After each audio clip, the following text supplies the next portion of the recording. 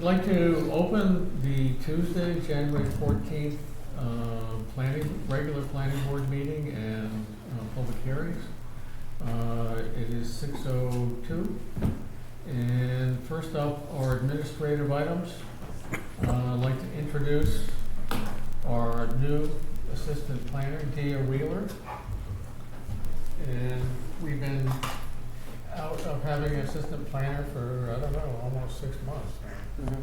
So it's nice to have it filled and well. And the audience should applaud. Yes.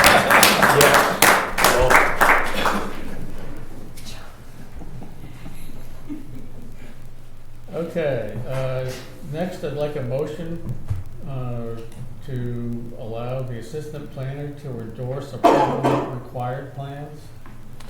So moved. Second. All those in favor? Aye. Thank you. Next is Meadowbrook Farms Phase 2 surety release. The applicant has, or the developer has asked for the surety to be released on this. The report from SW Cole states that the surface course and the sidewalks have been installed and the site drainage is functioning properly. We do need an as-built with updates for roadway bound locations, and there are some pipe invert elevations that need to be added to the as-built, as well as the grass growth needs to establish. So SW Cole said that project's 95% complete and recommended a surety reduction to $8,700. How much? $8,700. 87. Okay. How you doing, Jim? Just what he said. And the stuff like the as-built and that sort of stuff is pretty close. Little weather-related issues with the grass growing, but everything's pretty close. So we'll have that stuff soon. So how long has it been Since since you got approval for Meadowbrook Phase 2? Phase 3, I'm sorry. but been a while. We put it on the shelf, Right. and then we built it about maybe 2 years. Finished it up, top coated it, get everything done after the houses were done this year. So now it's complete. Okay. Want a motion? I'd like the opinion of town planner. I concur with the consulting engineer, Derek Mello, that we should release the surety to $8,700. Okay. I'd like a motion. Mr. Chair, I move to release $110,226.90 plus interest from Meadowbrook Farms Phase 3, retaining $8,700 for remaining work. Any remaining construction inspection funds will be released after paying final invoice. Second. All those in favor? Aye. All right. Thank you. Thank you, Bob, gentlemen. Just so, like, I guess you're trying to get it wrapped up. You want to go to town meeting on that one in the spring, so I guess you'll get that in quick to us. Yeah, that's what we'll work on. Yes. All right. Have a good night. Thanks. Thank you.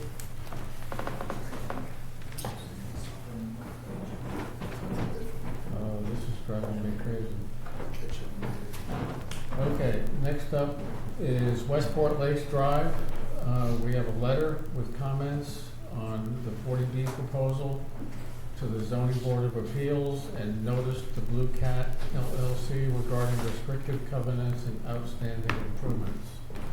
So I'd like a motion from the board to send both of these letters, one of which is to the Zoning Board of Appeals, one is to the current owner of some of the land subject in the 40B Pine Ridge Estates development, Blue Cat LLC. The first letter to the Zoning Board of Appeals outlines some facts with that situation with the subdivision having been developed or partially developed in the early 2000s. Not much activity has happened since probably 2016. And so the letter notes that Westport Lakes Road is partially constructed. The last progress report was in 2016. We need to have this report reassessed, and we're going to request that it was Tibbetts Engineering, which is absorbed by SW Cole. SW Cole is going to get a new contract over to me to allow their engineer to go out and do a site inspection. We also note to them that the board maintains a consultant review account, so that's how we're able to pay for these services for the consulting engineer to go out to that site. He'll be investigating the stormwater infrastructure, the condition of the roadway, as well as providing the planning board an updated surety estimate for the remaining work on the roadway and probably associated maintenance and repairs that are necessary. And the planning board in this letter is saying that we will request from Blue Cat LLC that they provide the board an updated covenant agreement, deposit additional surety for the roadway, and will also ask that they provide the board an implementation plan for completing the outstanding infrastructure, and we'll need to have it received in the office within 45 days. The next point in the letter outlines some of those facts that I had mentioned with the Pine Ridge Estates being involved, or still being under ownership of Blue Cat LLC. There are 3 parcels that are currently involved in that 40B proposal that are subject to a restrictive covenant that the planning board holds. The point of the restrictive covenant is to make sure that the developer adequately installs the roadway and drainage infrastructure, and no development should occur on these parcels, nor should these parcels be sold off to any other owners until the planning board releases that covenant. And then also, as was requested from the Zoning Board of Appeals, we also provided some additional comments about the 40B Pine Ridge Estates development. It's been noted multiple times by this board that the 40B development is going to create an extra dead end road, which is connecting off of a dead end road.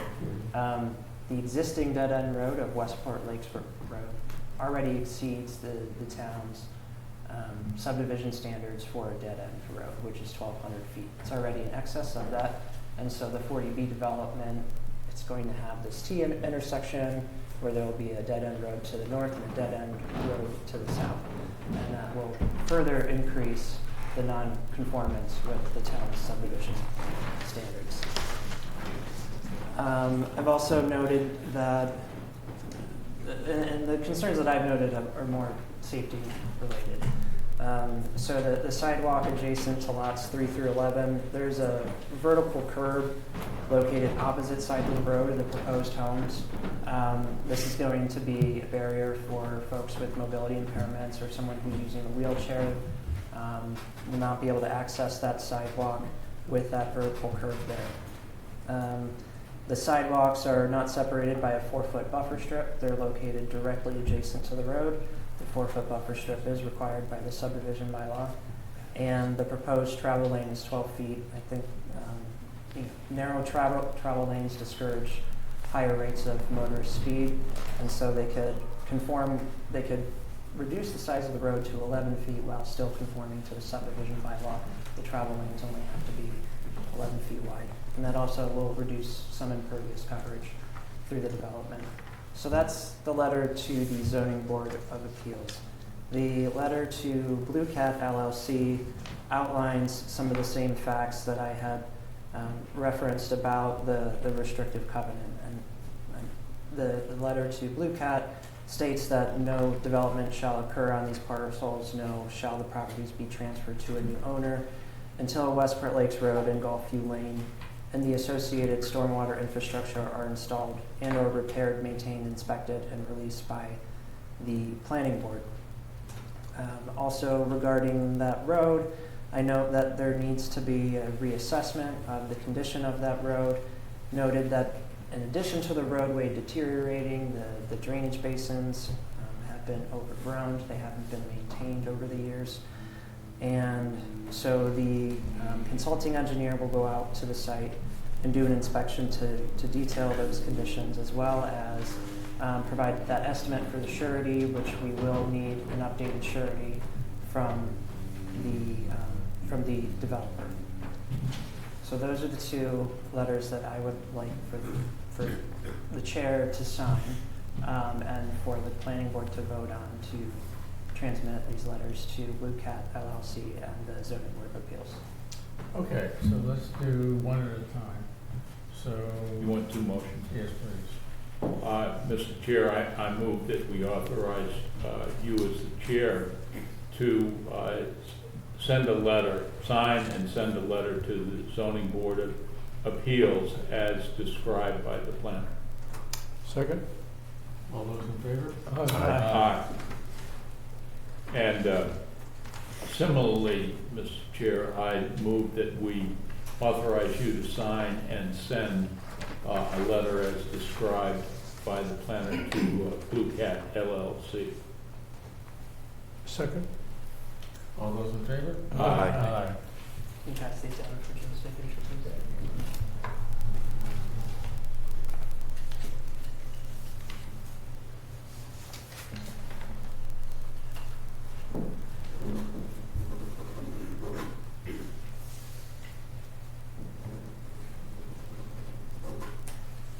Okay. And Mr. Chairman, I will note that there are some people in the audience who might want to comment on this situation as well. It's your purview as to whether or not you'd like to take public comment on an administrative item like this. Sure, I would be happy to, but with the stipulation that this is not a public hearing. And the applicant for the 40B to the zoning board is not present, nor is anybody from Blue Cat who owns most of that. So with that said, I'd like, if somebody wants to make a statement or ask a question, they can, but we can't have much back and forth.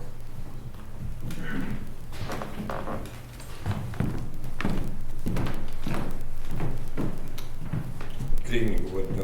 My name is Ray Elias, 51 Holly Lane, Westport, Mass. I'm here as a private citizen, not as a member of the Zoning Board of Appeals. I have some comments and concerns that I've watched enough planning hearings that you guys have a set of guidelines that you go by, and that the covenant expired in 2017. There's a lot of stuff that's not been done, and a lot of oversight, things falling through the cracks.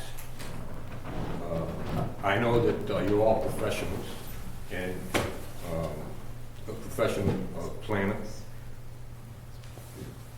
I found that the report from DOT has discrepancies in it. They left a punch list, not done. That's 2010 and 11. At the end of that, it says that the project could be null and void because of those things there. My question is can you issue a building permit without having a proper curb cut off of 177? The other thing I have as a comment is Gulf Road was never completed, and that probably should, based on the rules that I've watched hearings go by, that probably needs a whole new set of plans. It was never completed. It was part of the original project, the next project, and now it's its own private road. I think that should have its own application. I could go on and on, but I'm sure that there's other people that want to make some comments. I did want to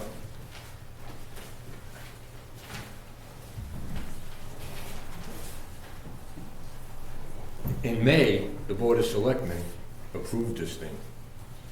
In June, the town administrator had grave concerns that there were peer review things still unfinished. That's June 17th, 2024. December 4th, again, the town planner. The covenant has been extended a number of times during a 10-year period. It was approved in October of 2010, 2016, and expired in 2017. I've seen in front of this board expirations come up, well, no, well, you gotta file again. Well, none of that's happened, and these are the kind of things that I'm talking about slipping through the cracks. I appreciate the fact that you guys represent the town and you're professionals. In the beginning, our first letter from the Board of Selectmen said that we should listen to the professionals, but make our own decision from the zoning board. I agree with that. I think we need to listen to our professionals that we're paying out of our tax money. Thank you. Again,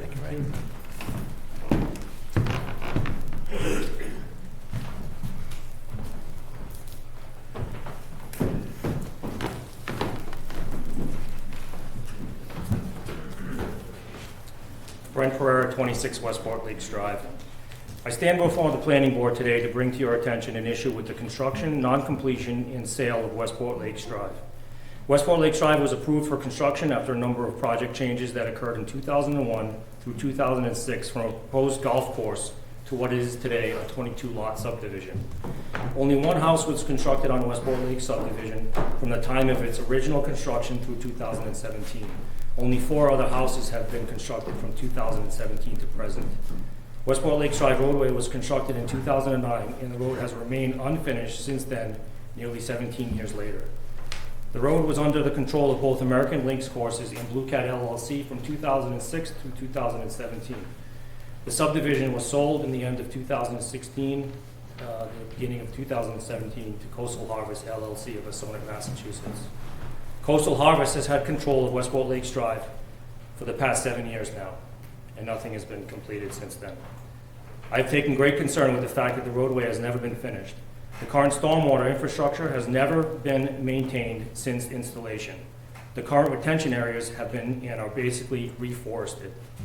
There are basin covers and drainage grades that are above the roadway base grade because the finished top coat of asphalt was never installed. There are a number of areas on the roadway that are prone to flooding as the catch basin grades are raised and covered with organic materials. Much of the roadway asphalt surface is cracked and areas have been patched. There are also portions of the road base that have sunk below grade, especially on and around the catch basins. The entire road along the edges are overgrown and pushing into the travel portion of the roadway. There is currently a 40B subdivision proposal that is under the advisement for permitting approval of the Zoning Board of Appeals. There has been much debate regarding who is in control and who was in control of Westport Lakes subdivision throughout the years. I would suggest that anyone in control of the roadway should be considered negligent in the completion standard laid out by the town. The current applicant for the 40B proposal was at some point throughout the history of the roadway responsible for its completion. This very same developer is now proposing a 38-home subdivision off Westport Lakes Drive, which is currently in disrepair. There has been much debate regarding whether Westport Lakes Drive is an adequate roadway, regarding its ability to safely handle the traffic that this new proposal of 38 homes would bring. It's my understanding that whoever was under the control of the roadway from its inception never finished the project. It is also my understanding that since the original approval for construction of Westport Lakes Drive subdivision, there were no extensions filed from at least 2009 through 2016. In 2016, a covenant restriction was lifted in order for the new owner to continue construction of the house lots of Westport Lakes subdivision. A second extension was filed in 2016, bringing the extension validity through 2017. Since then, no other extensions have been applied for, as far as my research can tell, via inquiries through town offices. Inquiries through the planning board as well as through the Board of Conservation revealed that there is no finalized as-built plans for the roadway, as well as there are no certificates of completion or performance compliance issued for the subdivision roadway or stormwater management system or infrastructure. It also appears that upon inquiry through the Mass Department of Transportation, the permit for state highway access connection into Route 177 was never finalized. On or about July 2010, Mass DOT drafted a letter to the developer notifying that the permit had not been signed off and that that letter was ignored. There was a wetland replication requirement to the roadway construction that was also not completed.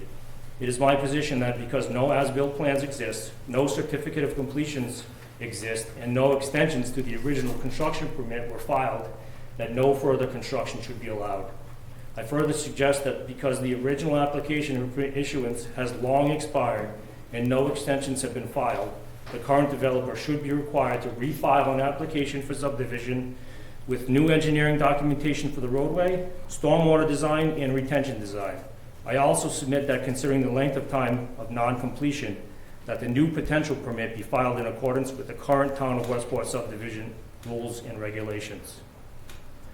I further submit that the Westport Planning Board in 2016 acted inappropriately by allowing an extension of covenant in the lot release to the new developer based on the fact that there were no extensions filed from 2008 to 2016, and no certificates of completion, no certificate of performances were issued.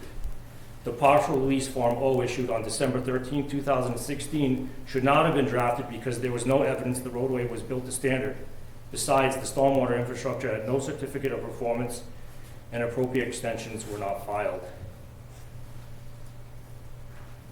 I would like to refer to the Town of Westport Planning Board rules and regulations governing the subdivision of land on page 17.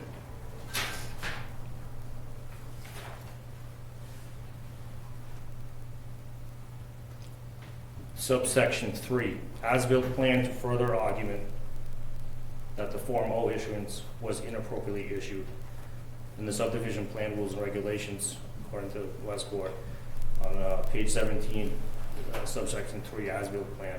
Before the board release the surety bond or deposit, or in the case of a covenant, issue a certificate of completion Form O, the applicant shall provide at no cost to the town an as-built plan showing the following.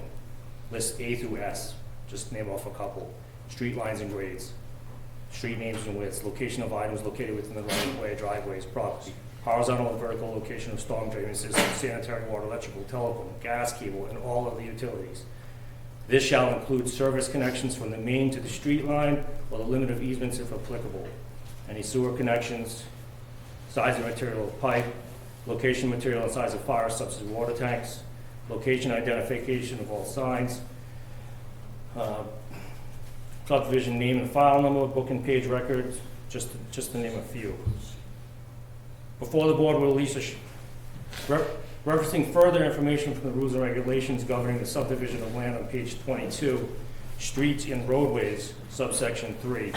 All roadways shall be brought to a finished grade as shown on the profiles of the definitive plan and shall be constructed and provided with a surface in accordance with the then current standard specifications of the planning board. On page 22, subsection 7, when there are 5 or more lots in any subdivision, sidewalks shall be constructed on one side of the street. The sidewalk shall be constructed in accordance with the then current standard specifications of the planning board. On page 26 of the subdivision rules and regulations, subsection E, inspection and maintenance, it reads, after the SMS, the stormwater management system, has been constructed and before the performance guarantee, the development has been released, the applicant shall submit an as-built plan detailing the actual SMS as installed. The consulting engineer for the board shall inspect the SMS to confirm its as-built features. This engineer shall also evaluate the SMS in an actual storm. If the system is found to be inadequate by virtual physical evidence of operational failure, even though it was built as called for in the plan, it shall be corrected before the performance guarantee is released. Referencing page 31 of the subdivision rules and regulations, subsection E, adherence to regulations, it reads, the board will revoke a subdivision approval and or not grant any further subdivision approval to any developer who violates any state or town law during the development of a subdivision until a written notice has been received from the agency whose law has been violated in the town council that the violation has been corrected in the matter legally settled in. A written statement is received from the developer that he will comply with the law during the course of further development. Considering this subsection is labeled adherence to regulations. In regards to the 40B application, the town must determine whether the roadway of Westport Lakes Drive is currently adequate. According to page 19 of the subdivision rules and regulations, subsection 1 in paragraph J, streets in the subdivision shall connect to, be inaccessible from a public way or an existing private way, both of which must be deemed adequate, in the opinion of the planning board, to provide access. I would suggest that the board consider Westport Lakes Drive as not an adequate roadway at this time based on the preceding information. I would also propose that the board determine the substance of the original application and permit that was issued in 2008 and consider it null and void at this time. And should determine what course of action to be taken to reduce or stop the possibility that any work be done to Westport Lakes Drive roadway, stormwater infrastructure, and retention areas until proper re-engineering, subdivision plan submission, and approval from the town.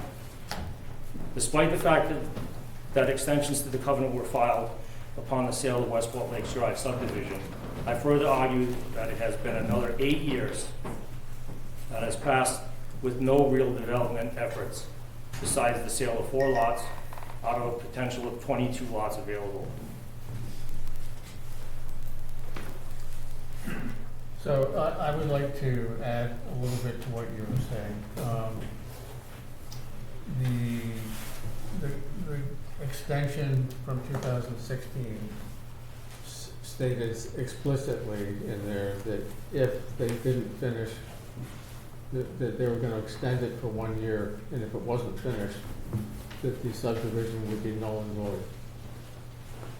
And we've had a meeting with our town council to try to straighten out, does that mean that it is null and void? Or does that mean that we have to take definitive action to make it null and void? And then what do we do with folks like yourself who own property that would be on a non-approved subdivision road?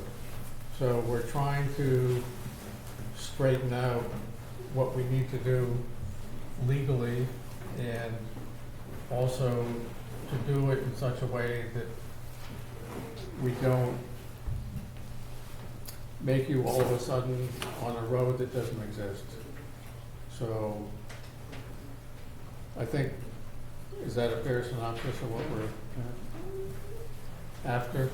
So I understand all these issues. I wouldn't say I know all exactly the same detail that you have in your book there, but I know that it's a mess. And I don't see myself how they can approve a 40B with access off of this road. So I think that that's kind of the way that our town council is heading. So anyway, thank you for your. Thank you. Okay, do we want to give this presentation? Was there another one? Okay, so next up,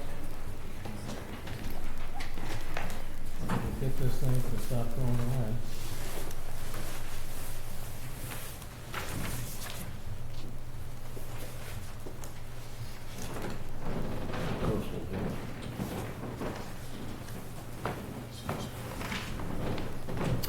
Next up is Coastal Healing LLC, file number 19-015, SPA, SW Cole as-built report, closeout surety and release consulting review funds. The consultant's report has indicated that the Mass DOT permit has been signed off here, as well as the work is complete. Mass DOT was on site to witness the milling and paving that has been done at the entrance of the subject site, and the consulting engineer recommends a full release of the surety funds. And essentially, this would then become closed out. Good. It's nice to get things closed out. So I'd like a motion. Mr. Chair, I move to close out and release the surety of $25,000 plus interest to Coastal Healing LLC and release the balance of construction inspection funds contingent upon the settlement of any outstanding invoices. Second. All those in favor? Can we just have a little bit of discussion on that before we go? Well, we already voted, but Before we finish the vote, just, I'm just wondering because the contractor has reached out that did the paving and was, I guess you haven't paid him yet. Has he been paid yet? He's been getting paid $5,000 a month, so he's half paid. Okay. Because he kind of said that wasn't his agreement. But how about, are there anything else owed to the town from Coastal Healings? That's it. Okay. Thank you. Next is, I guess an A&R. Oh, it's 521. Yeah, but what is it? I don't believe we have anyone here from Mellors Lane or Division Road Solar. We've run over on time a little bit. I know there are a lot of folks here for the 6:30 hearing, so I would suggest we move to item G, which is the approval not required. Then address 1180 American Legion Highway, then the zoning bylaw amendments, and then return back to the admin items. Okay. So, next is approval not required. A&R for Kathleen N. Barnum Trust, file number 24-042A. Request by applicant for reconfiguration plan of land located at 681 River Road, Assessors Map 89, lots 123 and 123A. Thank you, Mr. Chairman. Good evening, everyone. For the record, my name is Mark Boucher with Boucher & Associates, land surveyors and consultants. And I'm here this evening on behalf of my client. That would be the older plan, that it's not the current plan that's being addressed. That was actually a plan that we did of the same property in 2017, and the current plan that's before you is a slight modification of that plan. Here we go.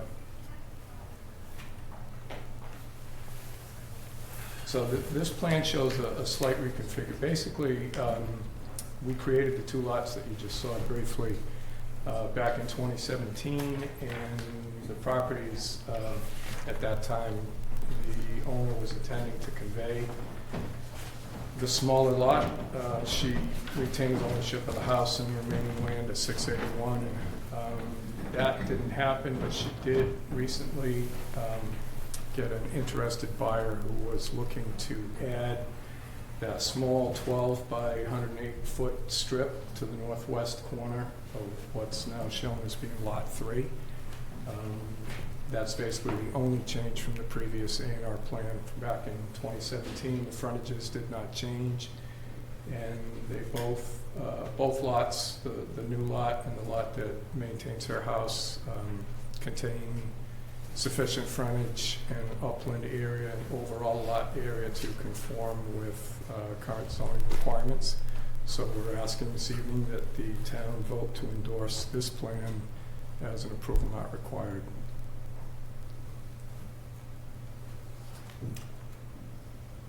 Minors?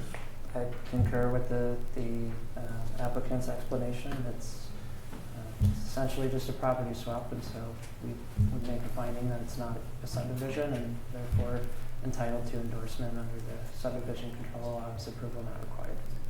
Good. Any comments, questions? I have a question for the engineer.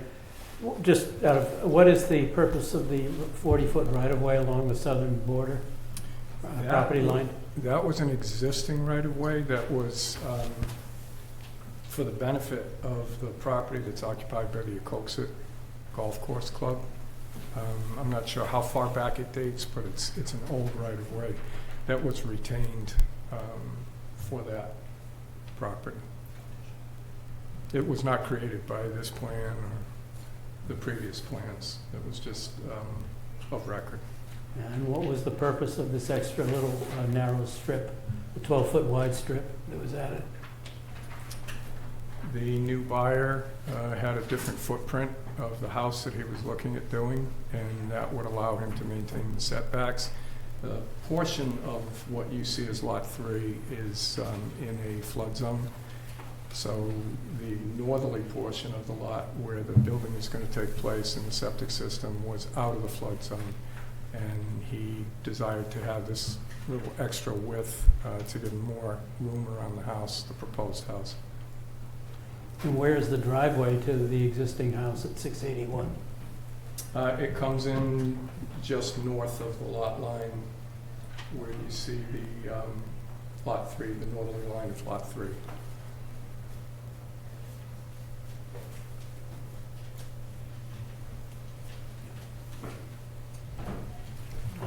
Yeah. Okay, I entertain a motion. Mr. Chair, I move to approve the endorsement of the plan entitled Approval Not Required Plan of Land Prepared for Catherine M. Barnum Trust, 2004, and Top of the Rock Limited Partnership because the plan complies with the provisions of Mass General Laws, Chapter 41, Section A1P. Second. All those in favor? Aye. Thank you. Next is the 6:15 public hearing for 1180 American Legion Highway, file number 24-033 SPA-LID, continued from November 19th, 2024. The applicant is proposing to construct 3 storage buildings located at 1180 American Legion Highway, map 28, lot 32F, 32J, and 32H. Good evening to the board, Mr. Chair. Attorney Mac Long here on behalf of the applicant, Katie LLC, along with our engineer, Sean Leach, and our drainage engineer, Ed Pesci. So, as mentioned, this is a continuance from the meeting was held back in November to address some of the issues that both the planner and the third-party consultant had brought up. We have since addressed those issues and feel that the plan is in a position to be hopefully approved tonight, and would like to, present the plan as such. I don't know, Michael, if you want to kind of go through the comments that you had and then talk on that to get us started. I think it's code.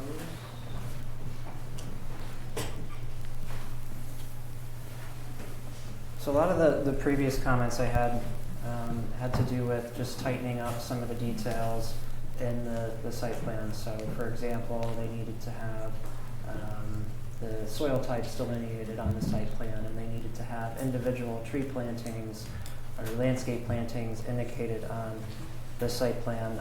And so they've met those site plan rules and regulations submission standards. There are a couple of different, handful of items that I can go over that could need to be added to the plan prior or following any sort of approval. They're small items, so I don't think they would necessarily warrant a continuance. And these are that the total area of the wetland resource area should be on an existing conditions plan. Building elevation drawings are required. The applicant did provide a series of images as building precedents. That was something that was submitted to the planning board in a previous public hearing. If those building precedents are an acceptable alternative to the planning board, they would just need to have a waiver from that standard of the site plan rules and regulations, and that waiver would need to be added to this plan. The applicant also needs to indicate building entrances on their site plan, and we also need to know whether or not you all have contacted the EPA to determine the applicability of the NIPD's permit, just to know if that's required and needs to be provided to the town. And then there are just a couple of things I'll note here. The site still needs a variance for the number of parking spaces. That was something that was discussed with the planning board previously, and I think the board was inclined to be supportive of that. However, it's not the planning board, as you know, that approves the zoning variance. It has to go to the zoning board of appeals, and the applicant stated that they're intending to do so. The site also includes outdoor storage adjacent to the western property boundaries. That is a new addition on this iteration of the plan. They've proposed some additional landscaping over here, some spruce and some American holly as screening from some of those adjacent residences. The addition of outdoor storage, while I don't have any immediate concerns from the planning board's perspective in terms of access and circulation on the site, it does require that the applicant attend or go back to the zoning board of appeals and receive a modified special permit because they are in the Aquifer Protection District and outdoor storage was not indicated as a use in their prior application. And they've also told me that they're going to approach the zoning board of appeals to get that that required modification to their special permit. I was under the impression that the zoning board has already seen this. They have. It approved outdoor storage. So, yeah, just to that point, Michael, the plan that was submitted initially did not lay out the parking spaces exactly, but we did broach the subject of outdoor storage. They approved outdoor storage with no motor vehicle storage. We're allowed to store RVs that have motors, trailers, campers, boats, those sorts of things, but no, cars. That was the condition. We have to go back before the ZBA anyway because we had removed, as I mentioned at the last meeting, the drainage pond to the northeast. And because of that, there was a significant change to the plan, so we have to go back through the ZBA anyway, at which time we will discuss the waiver for parking spaces. But, they're going to want to go over everything again in detail, so I'm sure the outside storage will be touched upon, but they had already approved that at the prior meeting as well. Okay. Sorry to interrupt. That's all right. And then the last comment, the fire department, since they have switched over the entire circulation of the site there was a mixture of asphalt and gravel, and now it's all going to be asphalt. The fire department has signed off on this. Conservation has said that they now have an order of conditions to construct the storage buildings as well as the stormwater basins. And the consulting engineer noted that the change of gravel to asphalt may need a second look due to the change in materials. However, compacted gravel tends to perform similarly to asphalt and would be treated that way in the town's stormwater standards. Mr. Pesci is on the call, and I'm sure he can explain that a little bit more and explain to the board in more detail what he and I have spoken about. Hi, everybody. Can you hear me all right? Sure. Okay, great. For the record, I'm Pesci Engineering with the applicant's team working on the drainage and grading. What Michael said was correct. It appears, I'm not entirely sure why, but it appears that MSW Cole, peer review consultant, didn't get a copy of the revised stormwater management plan and stormwater management report.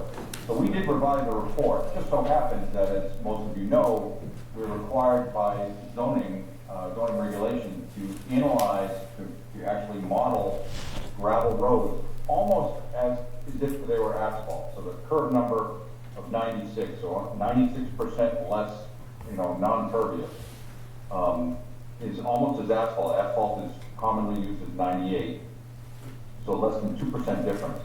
So we had already designed the stormwater management system, the swales, the catch basins, the detention basin, and outfall structure to handle the gravel roads. When we changed from gravel to asphalt, we went from a curve number of 96 to 98, and it was an infinitesimal change. It did change the runoff numbers for the 10, 25, 100-year storms, but a very small amount.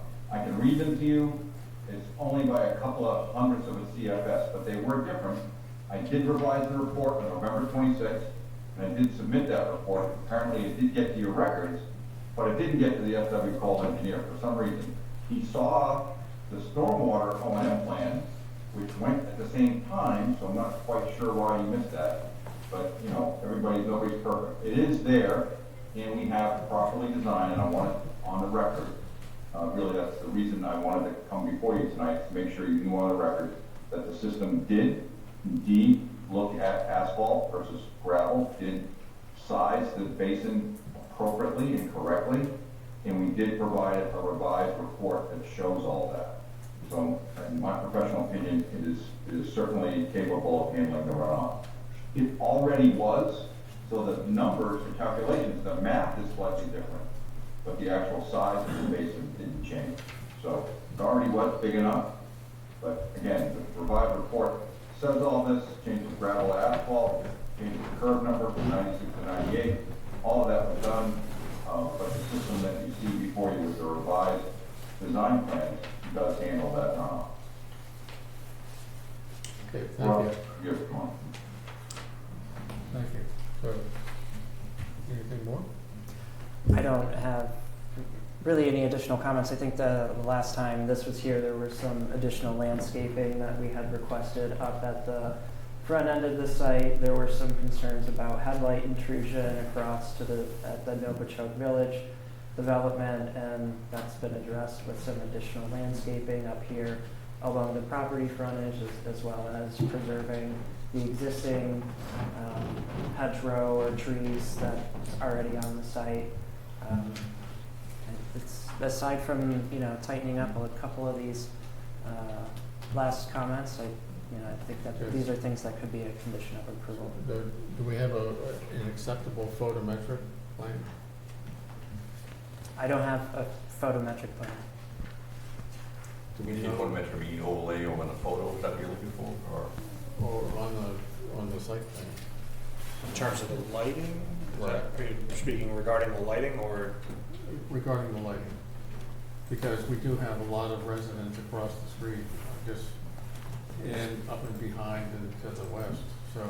So we do have, and we show where the lighting is on each one of these buildings and how it's related to the downlighting, and there's the lighting cut sheet report. I don't know if you have that on PDF. That was the separate attachment, and that demonstrated that any. It's all downlighting. All downlighting. Downlighting at the always and whatnot. And it was on was submitted with a report showing per se, the lumens contours around that don't go off-site. It's all downward cast. So these are the lighting standards. It's downward cast. It's fully shielded. They're proposing LED lighting. The site plan rules and regulations require energy efficient lighting, and then their light coloring index meets the site plan rules and regulations. So I don't know if a photometric plan is necessary, but that's up to you all. If you're concerned about some additional light intrusion from the new structures, What I would be concerned about is outside lighting that is on the street side.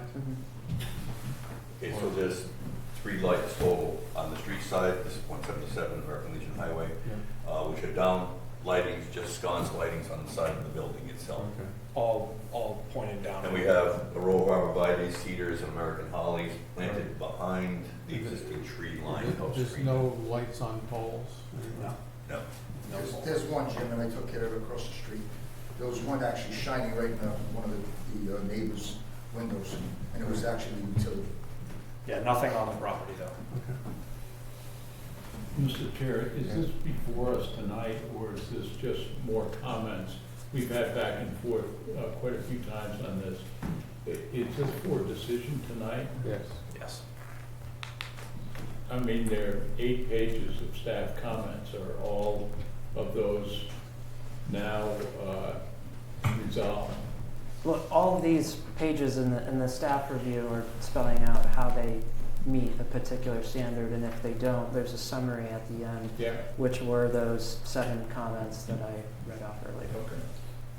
Yeah, most of those comments carried from the prior meeting in November, and we had addressed them with Michael. Yeah, some of the things like Wayne had a concern about the distance from 177 to what is going to be the security gate. It's going to be 90 feet, so we've labeled those. There was offset Setbacks. concerns from buildings to the property line, which are all labeled. Yeah, building height, put on, the layout. Size of 6500. buildings. And again, the landscaping plan, which has been expanded. We moved the sign, originally the sign was here. I think Mr. Daylor wanted to move the sign There was a neighbor that had mentioned that on as the other well. side of the thing with a little landscaping around the sign. And the outside parking spaces was one of the concerns as well. So trying to remember my other concern here.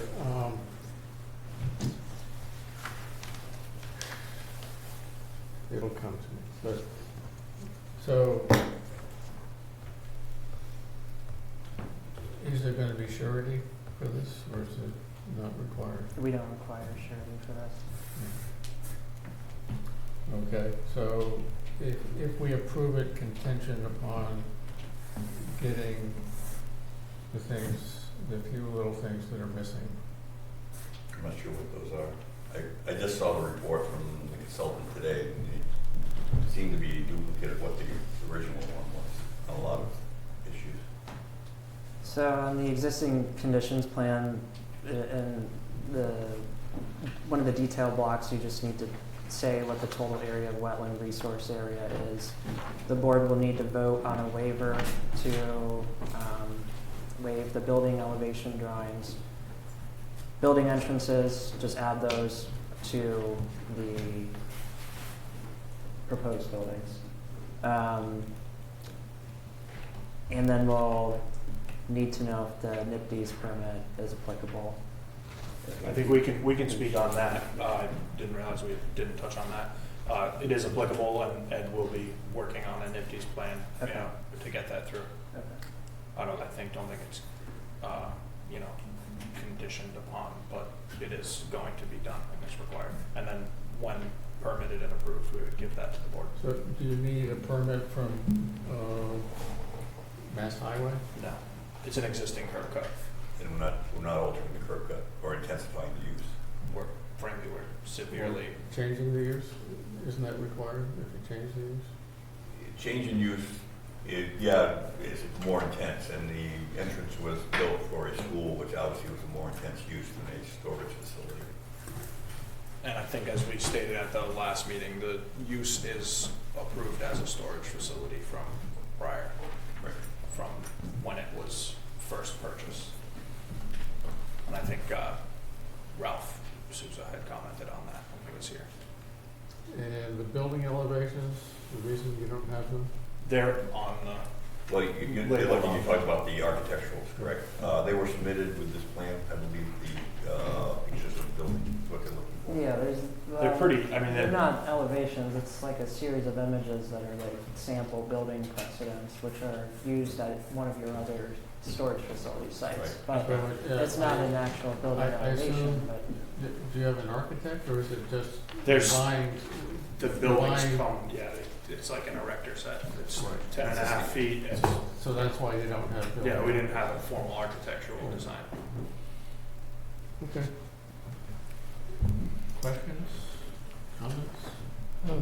I had a chance to go through the drainage and found that the revisions all were fine, the drainage design is fine. I only had a single question, and that is, the wetland directly is directly the margin of the river. And there's no floodplain elevation on this upstream of that 177 culvert. At the culvert, you're saying you What's want the to show? what's the floodplain elevation there? That's a good question, because I don't know the answer to that question. I believe it's elevation 12, but I think it's subjective, because the Shingle Island River, which is really the floodplain Yep. for this particular thing, is controlled by the Nokichoke Dam. The actual Lake Nokichoke is the floodplain for the Shingle Island River. And that has control, it controls this floodplain through here. There's no tidal, in other words, there's no tidal floodplain. I understand, I understand that, but I still don't know, I mean, You're asking, I'm sure- is the culvert that goes underneath for the Right. I mean, But it's Westport River. I've seen that flowing pretty full. There is a concern, in fact, Fish and Wildlife has addressed that just recently. I don't know if you went to the talk, that was a couple of weeks ago, because they have a concern about the culverts actually under Route 6 being not compliant with floodplain. But it's a controlled flow from the Lake Nokichoke Dam. Yeah, So I just, when I went through the drainage, then I thought, oh, is this all backwatered in the 100-year flood? Or, I don't know. It's interesting, because I've done a lot of work on the Lake Nokichoke and floodplain over there, and that is a 100-year floodplain is Lake Nokichoke.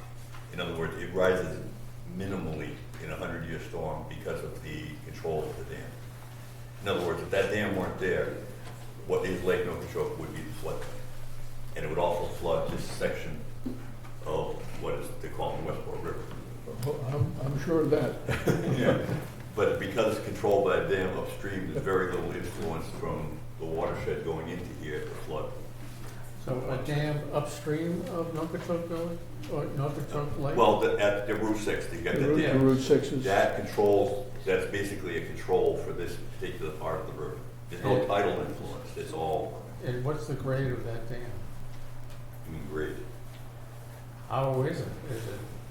Is it really old? Is it fairly new? Is it robust? They're looking, the city of Fall River wanted to pull it out and drain Lake Nokichoke, and that they met with, Town of Dartmouth didn't like that, and the residents didn't like that.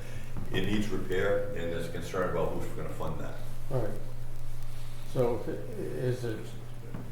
It's adequate for now. It's not an imminent threat. If that's So what was decided. the question is, if it fails, what would happen here? Oh, there would be a significant flood, there would be a significant flood downstream, depending on how much it will flood. Including not only this, but, Nokichoke Village. but also Fort Pond and At the head of Westport. in the head of Westport, yeah, there would be a significant problem. So are you gonna get it fixed? There was a price, and I happened to go to one of the hearings. The city of Fall River, full disclosure, I'm a fish commissioner, and there's a real push to save this particular section because it's an extremely important habitat area. Do the fish get above the dam? No, they can't get above that one. No, they're going to put one in though. They're replacing fish. It costs about $4 million for a fish ladder there. $4 million. Wow. Okay, so what we have on the table is these folks would like approval. The town plan. We think we've addressed all the concerns. There are a couple other town planner, Mr. Burris, has mentioned the area. She wants the area of the wetlands. He did request that before, and they did leave that out, so that's on me, but that's easy to do, the amount of wetlands area, upland area on the lot. Okay. Mr. Chairman, I have a series of sample conditions of approval. Well, I think we need to open it up to the public. Sure, yeah, but I just want to let you know. This is a public hearing, so anybody is welcome to ask a question or make a comment. So come up to the podium, please. And please state who you are, where you live. My name is Caitlin Oliver. I live at 64 Union Ave, so I'm the northwest of Butter. I'm the one in the corner. Myself and Caroline Yadu, the resident right below, we're the ones that are most affected by where the storage is and the lights for everything, so I felt it was only appropriate for me to come. I've spoken to Michael, and a lot of the concerns that he had raised were concerns that we had as neighbors, and they've been extremely responsive to addressing the things that are going on. It's a complicated plan, so there's going to be things in motion. I know you guys are discussing a conditional approval, and I don't have any reason to believe that that's not an appropriate road forward. The one topic that is still being discussed are the trees on that side where the boundary line is. The ones in the original plan were not enough, and I believe there was a concern they would grow too tall and into the power lines. So Michael had asked for some changes, which they've put in now with the spruces and holly. In full disclosure, we were joking because I'm not sure how much screen a holly is going to cost. It grows like an inch a year, and it's just not going to hide campers. It stays green. And right, but it's got a very sparse foliage, and those campers, you can see them. But I've already raised the concerns with Jim. I've spoken to Mac. And they've actually agreed to, instead of using that, potentially put a full wall of abrevieties if necessary, so we could follow along. We could use different trees. They basically had made the same comments that you gentlemen have, which is that this is going to need to be addressed. The ground is frozen. Sean can't even come out and see where we're going to put them. Right. So they've been very transparent and said when the weather warms up, we're going to walk the boundary line, and we're going to put trees exactly wherever we need trees to block the lights. Which I think is probably the only response they could give right now. So rather than focusing on exactly what there is on that boundary line, the only thing that I would suggest is to put the placement of trees as one of the conditional provisions to be noted in the as-built. And then when the spring comes and we can actually get some trees and get that fencing in, we will figure it out and we will have them built. But other than that, the lighting concerns have been addressed. There's one that's wonky, and I think, again, that's because we don't have the screen and the trees in place. Jim piped up before. There was one actually across the way that he was able to get fixed for us. It's not on their property. It was actually part of Nokachoke. But it was contributing to the problem, and they just tried to be good neighbors and get it fixed. So considering all of the trouble, I just wanted to make it clear that even though that one element is outstanding, they've made it a good effort to try and find the ways to make it work with us as the neighbors. And I think that that's important for the planning board to know. Thank you. So just as a comment, I have lots of holly trees, and they are a good screen once they get big Once enough. they grow, yeah. Once they Well, the grow. American hollies are a hybrid, they grow a lot faster, they're not like the holly trees that you're used to seeing, but they're not fast growing, but they are faster No, no. than the Mac was American. talking about like layering them, so we would have one Well, that for was the later and idea one for behind now. I think he's on the money, but So it really depends on what kind of holly. you yeah, get. and a problem for springtime when we can fill them in and And see how far apart. arborvitae tend to be like this because of the deer. Because of So the deer. Well, If the Yeah. light's gonna come through the bottom, it's gonna come through the bottom. Yeah. Because we were the deer requested, get- we had Leland cypress, which are fast growing Yeah. and evergreen, and we were requested because deer, in my history, there's no such thing as deer resistant for plants, no matter what you plant. And we thought that was appropriate for quick screening. The holly and the spruce tend to be a little less Yeah. deer problems, but they will eat them as they want them. If they're hungry enough. Yeah, they don't eat anything. So, anyway, thank you. Thank you. Anybody else?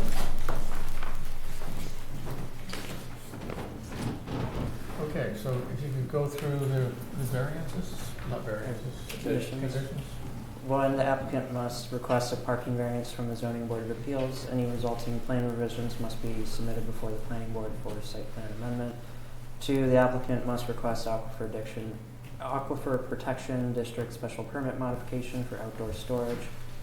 And any resulting plan revisions must be submitted before the planning board for site plan amendment. 3, proposed landscaping that does not establish or dies must be replaced within the same growing season.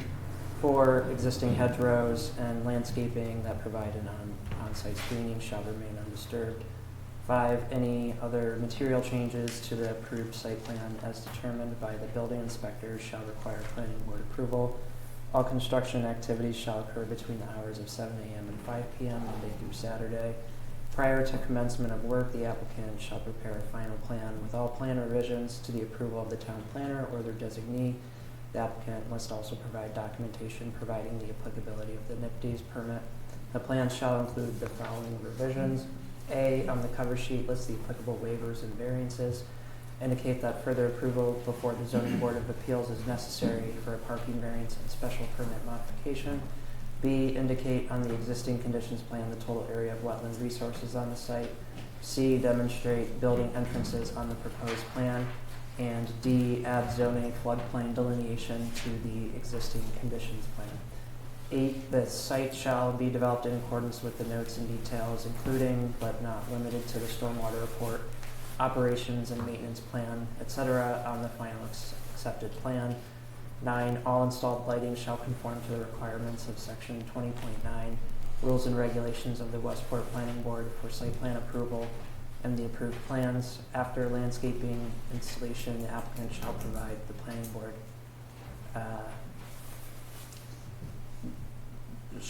planning board certification that the plantings were installed in accordance with the approved plan. That should be number 10, I apologize. 11, Landscaping shall be installed in accordance with the approved landscaping plan and details. After landscaping installation, the applicant shall provide the planning board certification that the plantings were installed in accordance with the approved plan. 12, the applicant shall be responsible for reasonable costs associated with construction, observation, and inspection services during the construction phase. 13, stormwater improvements shall be designed, operated, and maintained in accordance with the approved plans and drainage report. 14, prior to issuance of the occupancy permit, the town planner or their designee shall conduct a field inspection of the screening around the proposed structure to identify areas that may need additional plantings. The owner shall install the plantings as directed. And 15, as-built plans shall be submitted and approved by the building inspector and planning board prior to issuance of a certificate of occupancy. Okay, You want a motion? please. Mr. Chair, I move to approve the site plan and low-impact development proposal for the multi-unit storage facility located at Assessors Plat 28, lots 32J, 32F, and H at 1180 American Legion Highway in Westport, per the town planner's 15 recommended conditions of approval. Second. Is there any discussion? Hearing none, all those in favor? Aye. Opposed? There are none. Thank you to the board.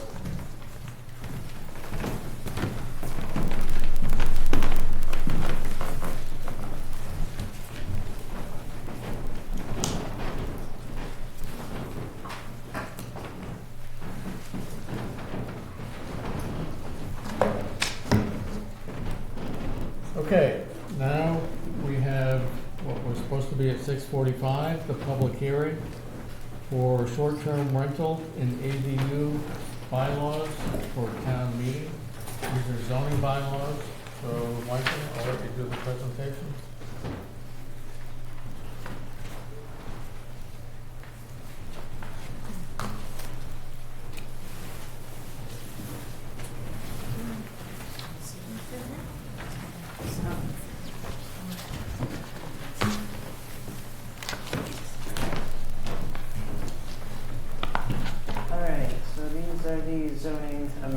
We have two zoning amendments, potential zoning amendments for town meeting this year. And this is, I just want to outline the process that we've gone through to get up to this point. So on December 2nd, the short-term rental committee submitted short-term rental zoning amendments to the select board. They recommended that the planning board consider those zoning amendments.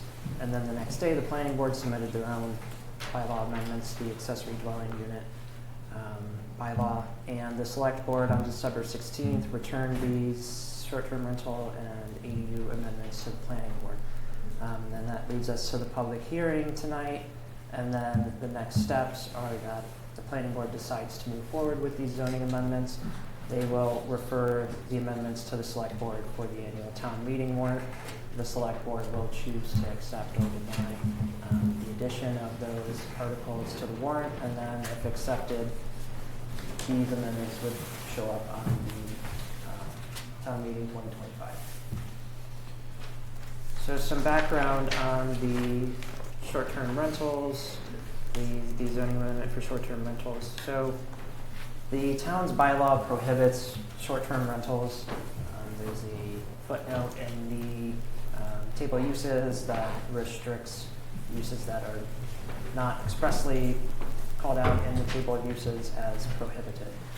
And so the select board and planning board, recognizing that short-term rentals are an important part of the local tourist economy, decided that these really ought to be accommodated in some way in the town's regulations. And so we proposed a bylaw last year at town meeting, and that failed.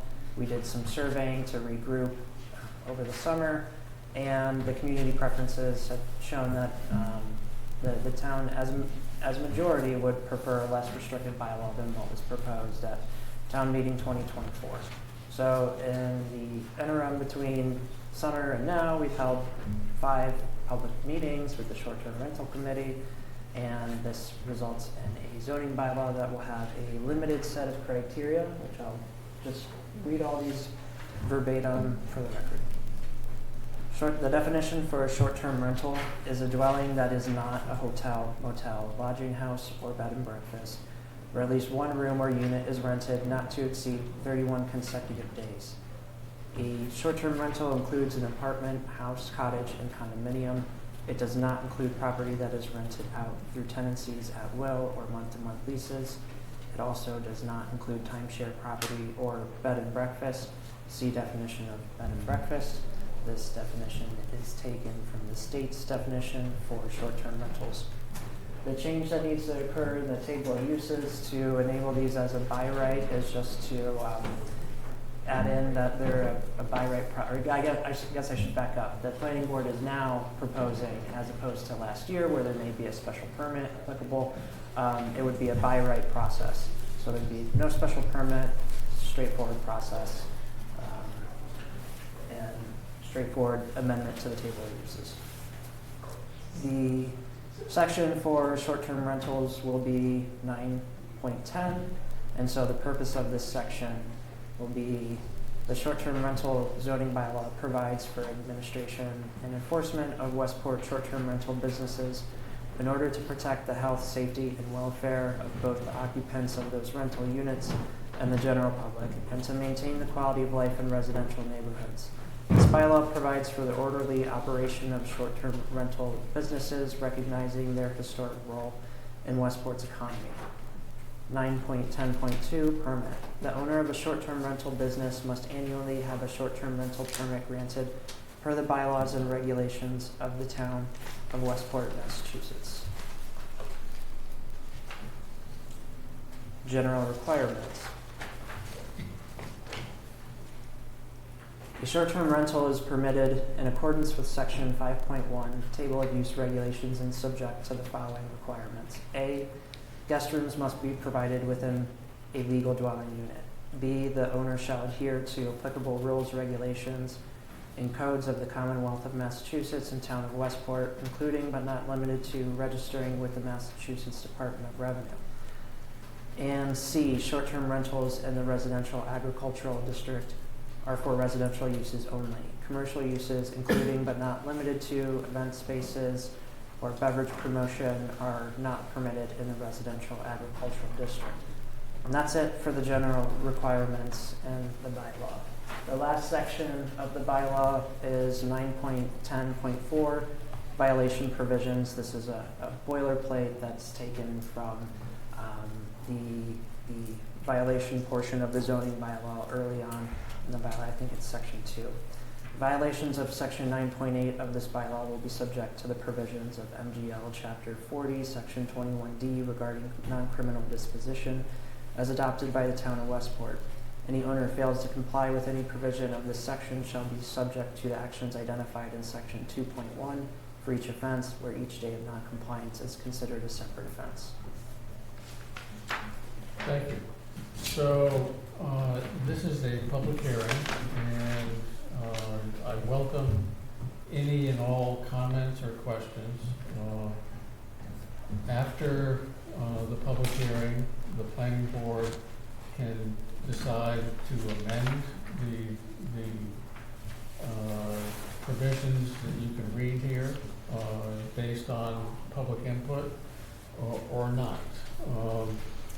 And so I would welcome your input to help us get this to a point where it is a good bylaw amendment. Just to be clear, the reason behind this, as Michael was saying, is that today, because short-term rentals were not a definition that anybody knew about or cared about before Airbnbs and stuff like that came along. But the case law in Massachusetts has opined that any rental that is for less than 31 days is a short-term rental. And because that is not in our table of use currently, it's currently illegal. So that means that anybody that has been renting a cottage for a week or two, even from the same people for 30 years, that's still a short-term rental. It has nothing to do with what you consider Airbnb or RV park, whatever it is. So, that's the reasoning. What this article does also is it gives the permitting authority to the select board. And the select board issues permits today for like trailers on East Beach or wherever. And they do them sort of once a year en masse. And this is how we would anticipate that the select board will handle these permits. They will not be a special permit. They won't be something that if there's one next to you, you're gonna get a notice of a hearing. If you're concerned, then you should go to the select board office and ask to be put on their agenda to discuss a problem with a short-term rental nearby or whatever. So with that being said, I'd like to open it up, see what people think, and have any comments or suggestions. And when you come up to the podium, just give us your name and address, please. Hi, good evening. I'm Dorothy Paul, I live at 2048 Main Road. I applaud the committee. It's done a great job, I think, getting this succinctly put together. But I do have a couple of quick questions. You answered one of them. The permitting issuing authority is going to be the selectmen. Is there any fee associated? Do we know what the fees are going to be yet? It's annual, I understand. That's a very good question, because we're not the select board. That's for the selectmen? That's for them to determine. Okay. The other question that jumps out at me is a lot of properties do month to month or tenancies at will during the winter, and then they do short term in the summer because of the ocean, the waterfront, and so forth.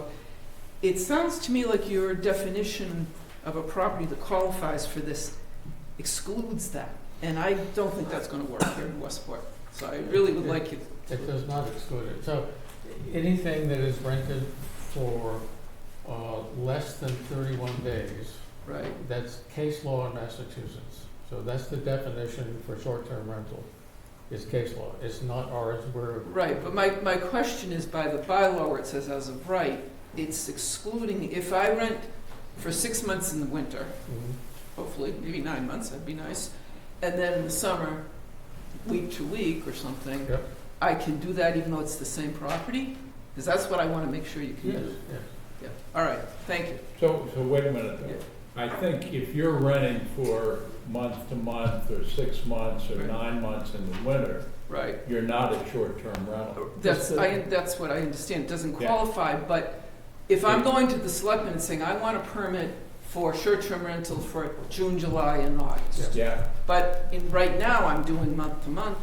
Is that going to be a problem? So you can do both, right? That's what I want to hear, that I Yeah. can do both. So All right. The you're flexibility only a is short-term rental in the summer when you're renting for 2 weeks. So Or that won't- anything less, Dorothy, than 1 month. Okay. In the winter, when you're renting for a month or 6 months, Right. you're not a short-term rental. So as long as it doesn't disqualify me Yeah. from doing that. You can be two things. Great. Thank right? you. In the That- winter, that's you're all one thing, what I in wanted the to make summer, sure. you're another. Thank you very much. And lots of people do that, right? And have Yes, done it well, I for- think a lot of for us a that long- rent, that's what we do. Yeah, We a hope lot to. of people do that. Thank you. We're not trying to change what's happened in Westport for a long time, and which characterized, we're just trying to make it legal. Right. So the other part of this, and people are still welcome to come up and speak, is there's going to hopefully be a town bylaw that would be in conjunction with this one. It'll be a separate bylaw at town meeting. Zoning, this is a zoning article, requires 2/3 majority. The town bylaw, which would set up the ability of the select board to administer this, is is just a town bylaw. It only requires a simple majority to pass a town meeting. And the select board has asked us if we could help them generate an application form. And we met last night with the short-term rental committee and came up with one and voted to send it to the select board. Do you have a copy of that you can project, or? I didn't bring it Didn't because bring it. we're having a public hearing for the zoning amendment. Right, but I'm sure everybody would like to know what the requirements are gonna be. But basically, it's structural. Is the place structurally sound? Are there two egresses? Is there heat if it's gonna be a short-term rental in the beyond the summer months? Is there potable water? Do you have a functioning septic system? And then smoke detectors, carbon monoxide detectors.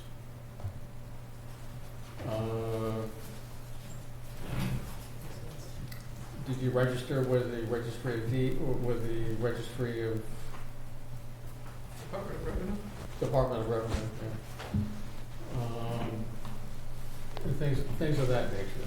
Nothing really onerous, but just basic things that are going to be your requirement to self-certify under perjury of law that you comply with all these things. We're not going to try to have somebody come and inspect. We're not going to try to have you go before different boards to get approvals for this. This is self-certification that you comply. So hopefully that'll work. And Mr. Chairman, the reason it's not up in the slides is that we don't hold a public hearing on the town bylaws. The select board do. Correct.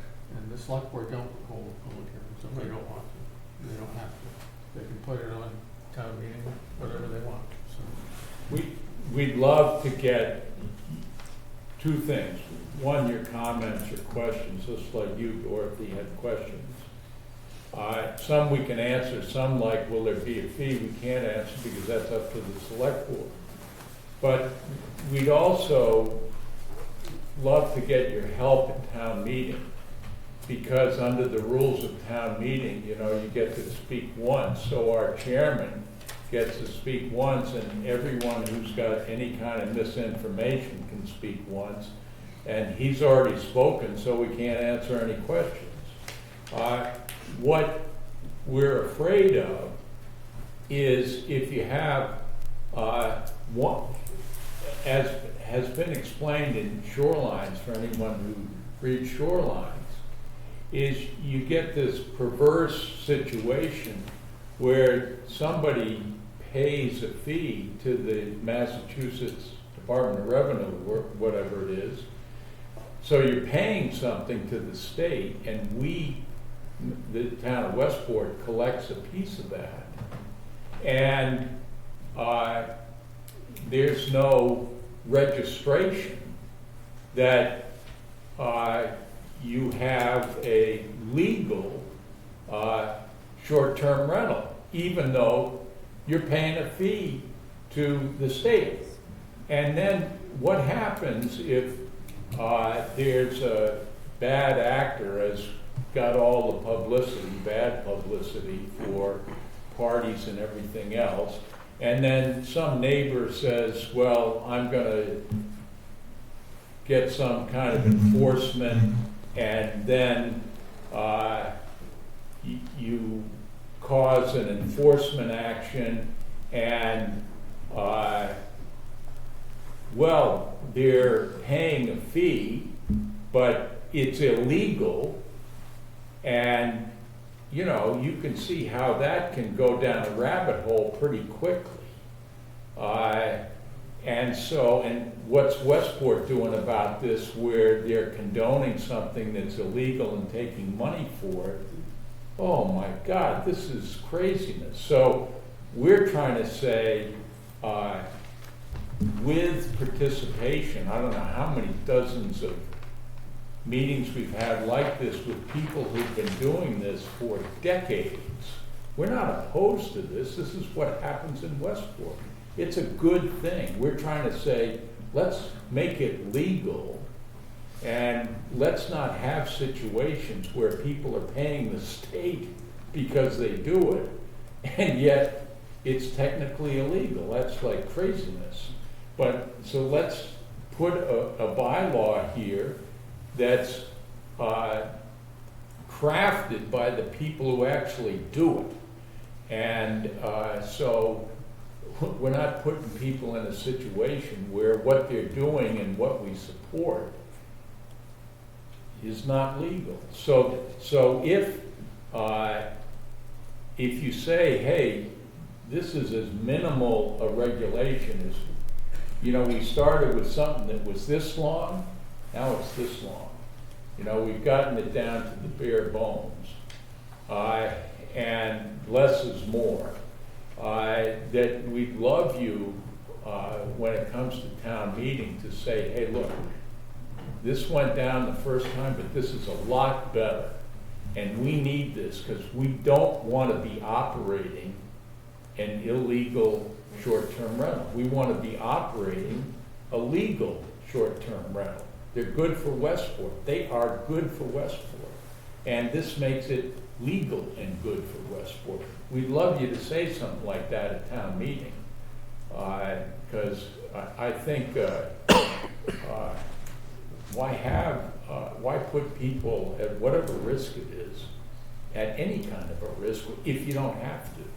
I think there could be some risk, John, because say you have a short-term rental in your house, you're not there, something terrible happens. Somebody's injured or killed, or falls down the stairs and breaks their back. Yeah. Your insurance company is going to say, well, who are these people in your house? And, well, they're my short-term rentals.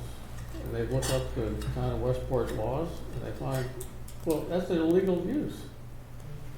Are they gonna pay?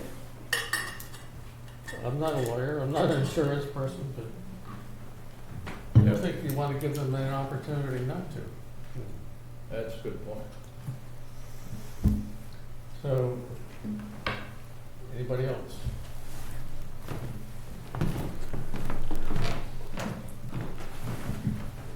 Hi, my name is Amy Chitwood. I'm at 1507 Drift Road. I have a couple of questions, and I realize this is probably going to be for the select board, but I wanted to make sure to get them on the record. I understand that there's an annual permit process. I did really hear some of the people at town meeting last year talk about their quality of life with a party every weekend, a party every day. When you have a short-term rental, everyone comes to the beach, they want to party. You know, we're not here to regulate, you know, people's enjoyment, but I can imagine that's going to be, that's probably really hard. What will be the process by which to report violations for this? Is there a separate process that's connected to the annual permitting? So, again, we're not the select board, we can't decide. But I can envision a process that if you have a neighborhood problem that's a continuing problem, you go get on the agenda for a select board meeting. They can call the permittee in, and if they don't straighten up, they can withdraw the permit. Mm-hmm. And if they're still doing it without the permit, then the zoning enforcement officer, because then it's a zoning problem, can issue a cease and desist. Okay. I expect this is going to be a question that's going to come up at the next town meeting, so I just figured I'd prepare it, so that people, if not in this room, other rooms will have the answer. The second thing is more of a comment. I definitely hear about the risks, but one of the things that I'm listening to are all of the self-certifications. I also think that there's a selling point to, we would want people to, be a safer environment for everybody. And it's not about, increasing costs for anyone. It's making sure that everyone is protected and we're all operating under the same thing. So my main thing was about how to report violations. So thank you. Thank you. So just a comment on why self-certification as opposed to have a process where somebody from the town goes and inspects the house and does all this. There's no department in town that has time to do this, nor do we have people to keep track of that. And we're hoping that with the self-certification process, that people are forthright, and if they can't meet one of the 16 different things, that they say so on the application, and then the select board can decide whether or not to give them a permit if they can't do one of these things. So, and it also gives the select board, who should be the right people to address a problem, because they're in charge. This gives them the ability to question somebody about the use that the select board is permitting, and to withdraw the permission to do that if it is appropriate to do so.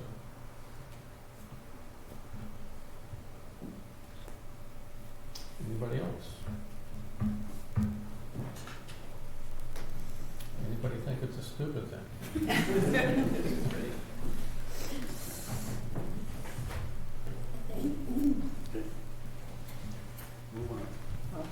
You want to entertain? One last chance. Close the public hearing? So do we need a motion on this? To close the public hearing. Mr. Chair, I move that we close the public hearing. Second? All those in favor? Aye. And then we need a motion To to send it to refer it the- back to the select board. Mr. Chair, I move that we, based on the public hearing and this, and the support we've, and the comments we've received at the public hearing, that we send the short-term rental zoning amendments to the board of the select board unchanged. Second. All those in favor? Aye. Well, thank you very much. And we have another one, if you don't, if you're not too bored, we have another one, accessory dwelling units. See you at the town meeting, I hope. Accessory dwelling unit bylaw. Yeah. Select board, you know, a lot of them ideas. Not like you've got nothing to do. Well, it's its own enforcement.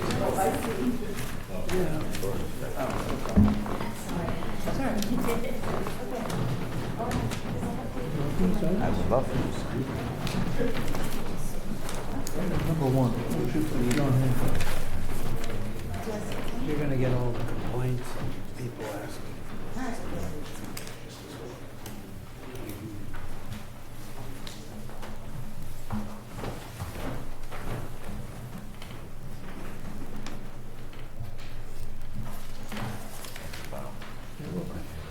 Okay, this next, Absolutely. next one is a change to our existing accessory dwelling unit bylaw amendments. And this is to comply with the new Massachusetts law that we have to allow them, and we have to allow them by right as opposed to special permit. So Mike, could you? That's correct.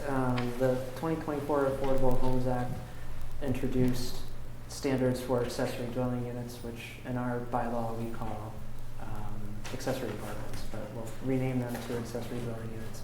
And that state law does preempt local zoning. And so that actually takes effect February 2nd, and the state regulations will be in place at that time. So we will have a period between February 2nd and town meeting where we'll just have to rely on the state regulations by default for anyone who brings in an accessory dwelling unit.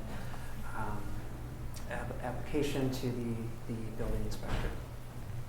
And so for those unfamiliar, the Affordable Homes Act created standards for and to encourage the development of accessory dwelling units. And ADUs are useful in that they provide housing at different price points. Folks can downsize, and still live in their neighborhood, and they can downsize and still live on their lot. So you can live in the accessory dwelling unit and rent out the front house. If your kids have moved out, but you still want to live in your neighborhood. It provides an option for for family members or even friends who might need some additional assistance. And it's an opportunity for rental income. That's one thing that will change in our bylaw per state laws, that you have to allow folks to rent out the principal unit, which will typically be a single family home in Westport, and the accessory dwelling unit. You can't place restrictions on one or the other. So that's where this is coming. We, again, as I said, we had to rename accessory apartments to accessory dwelling units. That is what the state defines them as, and so we will adopt the state definition as well for accessory dwelling units that will replace the accessory apartment definition. ADUs are now by right, whether they're attached or detached. Previously, a special permit was required for a detached accessory dwelling unit, and now that's a by right process. We also can't restrict occupancy through zoning. So as I said, you can't restrict who is living in which unit on the property. So if they're a renter or a homeowner or both being rented, we're not allowed to weigh in on that through zoning. Accessory dwelling units will now have a maximum of 900 square feet or 50% the gross floor area of the principal dwelling, whichever is smaller. So if you have a 900 square foot single family home, your accessory dwelling unit could be a maximum of 450 square feet. So is this going with the state law, This is with the state law. Previously, the accessory apartment bylaw allowed a range between 500 to 900 square feet. And one parking space is required per accessory dwelling. Is that mandated by state law?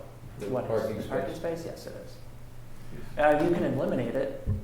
You can eliminate it. Yeah, you don't have to have one parking space, but So we're choosing to require one parking space per ADU. I tried to pull over the regs as we tried to keep the spirit of what was already on the books when I pulled it over. So yes, for a single family dwelling, it would actually be, I think, 1.5 parking spaces. So the town would actually require more parking spaces. Now, if that actually plays out on the ground, I'm not sure, because we're not the permitting authority for them.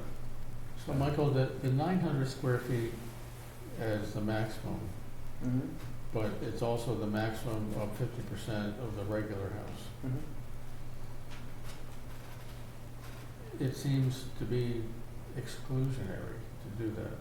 So if I have a 2,000 square foot house, I can do 900 feet, but my neighbor who has 1,500 can only do 750. He's got a bigger lot. You could read into it that way. This is just what the state law requires. The state law requires that? Yes. Crazy. I want to get back to the parking space.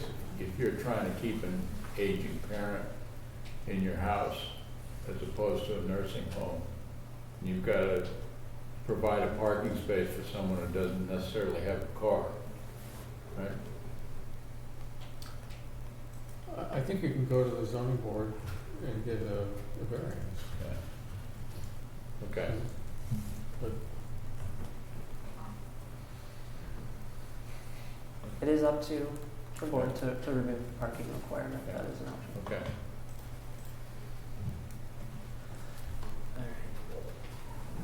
course, I'm that aging parent, so if they try and take my car away, I'm gonna fight.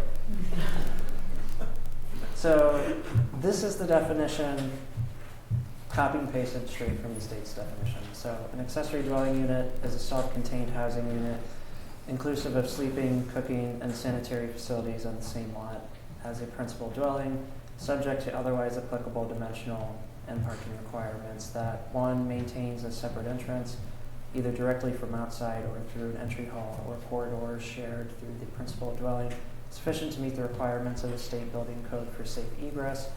Two, is not larger in gross floor area than 1/2 the gross floor area of the principal dwelling, or 900 square feet, whichever is smaller. And three, is subject to such additional restrictions as may be imposed by a municipality, including but not limited to additional size restrictions and restrictions or prohibitions on short-term rental as defined in Section 1 of Chapter 64G, provided, however, that no municipality shall unreasonably restrict the creation of a rental or an accessory dwelling unit that is not a short-term rental. Change. Michael, Yeah. so currently our accessory apartment bylaw requires or defines it has a space for, it has living / kitchen area, a bathroom, 1 bedroom. This doesn't have any of those limitations in it. That's correct. So you could have, if you can get 2 bedrooms in 900 square feet. That's what the state law requires. Okay. The change to the table of uses is straightforward. Both are by right in both of the 10 zoning districts. The parking board does have the discretion to change this, but we do require parking with single-family homes, so I put in more parking space. Again, that can be subject to discussion. The purpose and intent section of the ADU bylaw will now read that the intent of permitting an accessory dwelling unit is to enable the production of more types of housing that accommodate a variety of ages, incomes, and abilities. 2, provide homeowners with the means of obtaining companionship, security services, and income, thereby enabling them to stay more comfortably in homes and neighborhoods they might otherwise be forced to leave. 3, develop housing units in neighborhoods that are appropriate for households at a variety of stages in their life cycle. 4, provide housing units for persons with disabilities. And 5, protect stability, property values, and the residential character of a neighborhood.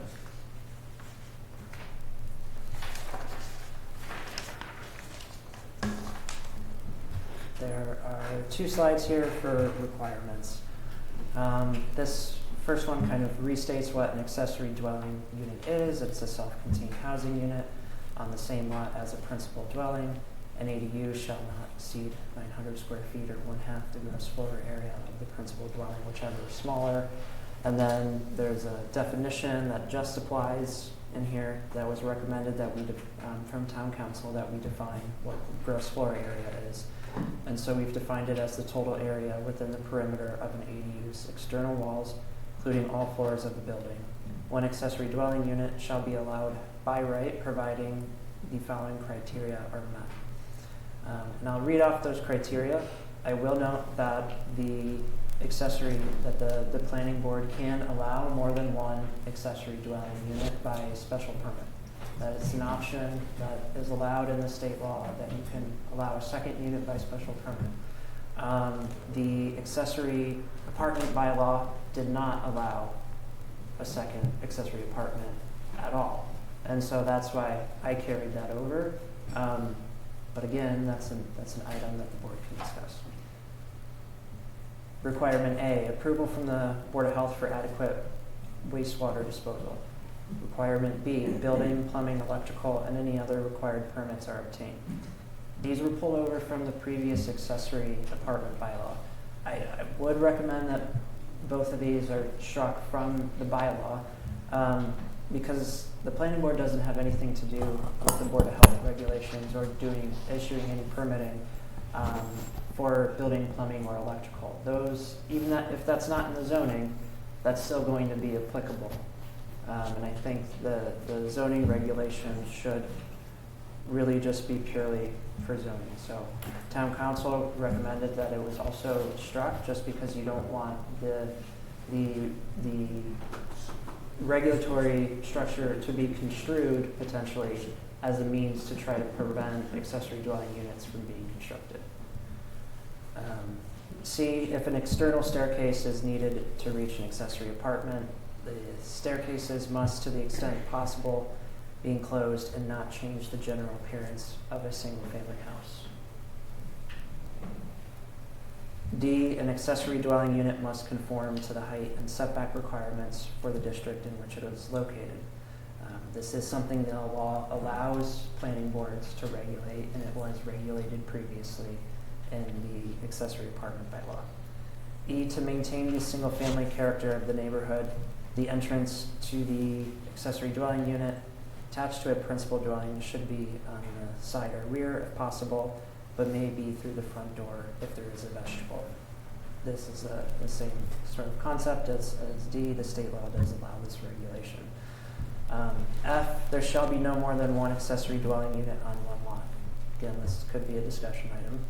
G, off-street parking spaces shall meet the requirements of section 8.3 of these bylaws. H, the zoning board of appeals may allow zoning relief from dimensional requirements to reasonably accommodate accessory dwelling units for persons with disabilities and limited mobility.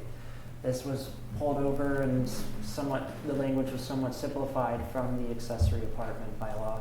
The purpose of this is to allow dimensional relief in an instance where an accessory dwelling unit may need to have a ramp or something installed, and you would encroach upon the setbacks, the side yard setbacks or rear yard setbacks, whatever might be applicable, and recognition that this could make a difference for someone to remain housed and be able to get care on from their loved ones. I, use of an accessory dwelling unit as a short-term rental is prohibited. This was a discussion item when this was first sent to the select board. The planning board fell on with the position that the accessory dwelling unit bylaw, as was originally intended, when the town first passed its accessory apartment bylaw, was to create housing, and it was to create housing for for folks to age in place, or to care for loved ones who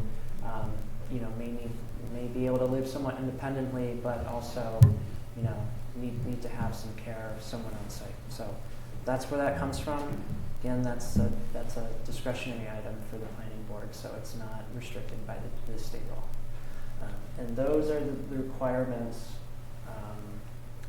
Yeah. So this has all been reviewed by town council. They've given the sign off on this language. So I'll open the floor for the board for discussion on the. What's the action needed here, Michael? It has to be forwarded to the select board for placement on the warrant for town meeting. So I would like to go back to 9.5.1, which is purpose and intent. And number 2 there is provide homeowners with a means of obtaining companionship, security, services, and income, thereby enabling them to stay more comfortably in homes and neighborhoods than might otherwise be forced to leave. I think having an ADU, you could in the summer rent out a short-term rental would certainly help provide income to that person, and provide winter housing for somebody else. I don't know that we should be in the business of prohibiting ADUs from becoming short-term rentals, but I don't know. Well, I was imagining sort of along the same lines that say if we did restrict and said no, that the ADU cannot be used as short-term rental, someone might have a large, I don't know, say rambling summer house with 6 or 8 bedrooms or something, and they move into the ADU and then they short-term rental a 6 or 8 bedroom house, you know, which for weddings and, you know, it's gonna be party time. I mean, that's gonna be, I can imagine, you know, there can be adverse impact here. Whereas we rather encourage the people to rent a smaller unit, but, you know, I don't know, you can't control that really. I guess they have the option to do either one. So, Mark, under your example, the owner would be staying in the short term, in the ADU, and not the short-term renters. No, well, Right, so that would be legal under this. No, you could rent out, you could do a short-term rental in the principal dwelling, and the owner could live in the accessory dwelling unit. Right. The owner could also not reside in either. Right. That would be an option as well. So they could rent out both. One could be the principal dwelling could be a short-term rental. Right. Just under this, as proposed, the accessory dwelling unit would have to remain a rental housing unit. A regular rent. I think the first purpose is enable the production of more type of housing. I really am against ADUs as short-term rentals because everyone is going to create ADUs just to do short-term rentals. That's all they're going to be created for. And I think that is a perversion of what ADUs are about. They're about the first purpose, production of more types of housing that accommodate variety of ages, incomes, and abilities. They're not about how do we make money on short-term rentals. And if you allow it, that's what they're going to be used for. And I just think that's not the purpose of ADUs. And if you allow it, that's what they're going to be used for. Everyone's going to be, that's what they're going to be used for.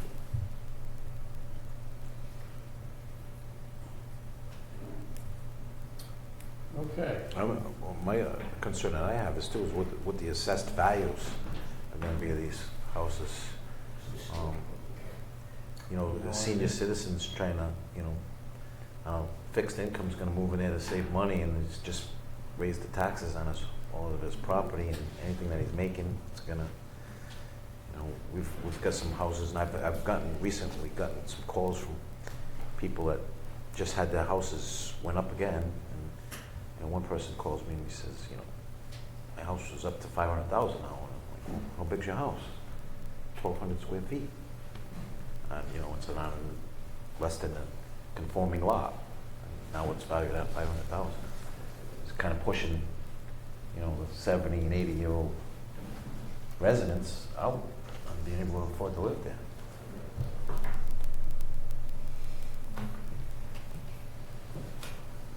I don't know what the assessed value of these things would be. I think they already exist all over the place, so you could probably look some up and see what it is.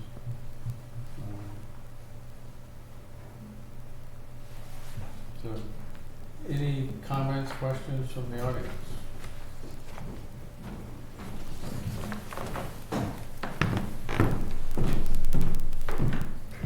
Ray Elias, 51 Holly Lane. I'm a member of the Zoning Board of Appeals, so this was one of our big things. We did accessory apartments on a regular basis. My comment is the 900 square feet. That used to come in front of us, you know, handicapped accessibility takes more space. And sometimes when it was 750 square feet, we adjusted it up to 900 square feet. Well, even 900 square feet, sometimes it would come in front of us and they'd say, well, we have to make the bathroom handicapped accessible and we have to widen the doorways. So now a dwelling that was 900 square feet sometimes was 1,120 or 1,000. Or is there a provision in this that says you can get a variance or you can, how does that going to work? I know they're by right now too. So Ray, can't they always get a variance from the zoning board? I'm assuming that, but it doesn't say anything about that. It says 900 square feet. Like you said, hey, you know, maybe this isn't going to work. It might not work. I think when we went from 750 to 900, we had less problems. But even at 900, we still had issues. I think, Ray, I agree with you, and that's, was my concern on the parking space. But our chairman said, well, if that's an issue, you can get a variance. And I think the same. I'm glad to hear you say that when you went from 750 to 900, you got fewer. And if someone comes and says, because I need handicap accessibility, I need 1,100, that's a variance issue. You want variances to be needed and rare. So I think that's the way you'd handle something like that. Yeah, I You think would still have the- also when you convert, say, the upstairs of a garage. Well, it's we've a had big- it's a everything. Big garage, it almost invariably comes out to more than 900 feet, right? Because, convert the top of a 3-car garage or barn or something like that. Well, no, there's no control over that now. It can be upstairs, downstairs now. Yeah, right, but I'm saying that's what a lot of people do, they convert the second floor to a pool house, to a garage, to a barn.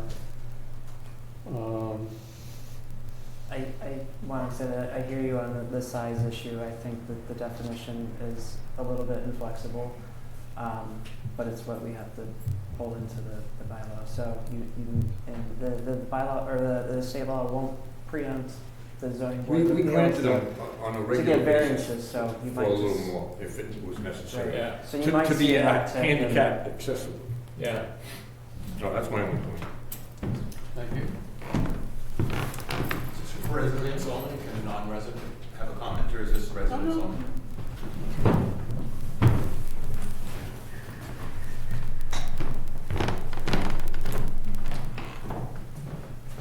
Grant Buchanan, it's for property off Drift Road, 1530. And could you give us your address? Where I live in Rentham, Massachusetts. I think the spirit of the rule to get an ADU on every property is merited. I think aging parents, I have one myself. That's somewhat why I'm here and she's not. But I have the same fear that, is it John? Yeah. You brought up that it will start off as something simple, and then in 5 years, after the aging parent is no longer there, it's going to be a rental income, or it's going to be, every lot's going to have 2 buildings on it now. So I think the fact that you allow it to be rented, maybe I can see why the intent is that it's providing income for someone that's struggling to pay the taxes and affordability to live in town still. But I think it opens a door down the road that every lot is going to have 2 buildings on it, both of them possibly rented. And I don't think that's the spirit of what you're trying to do here. I think what you're trying to do is accommodate people that can't afford to live here. And if it's a by right proposition that everyone has the right to do it, I'm also curious of how it's affected by undersized lots that don't meet requirements now. I wouldn't have a right if I don't have a size lot, even if I meet setbacks, possibly. What if my house on the primary house is only 800 square feet? Is a 400 square foot ADU even reasonable to live in? Because I have issues where I have aging houses that I'd like to maybe move someone out into a brand new ADU while the original primary house is fixed up.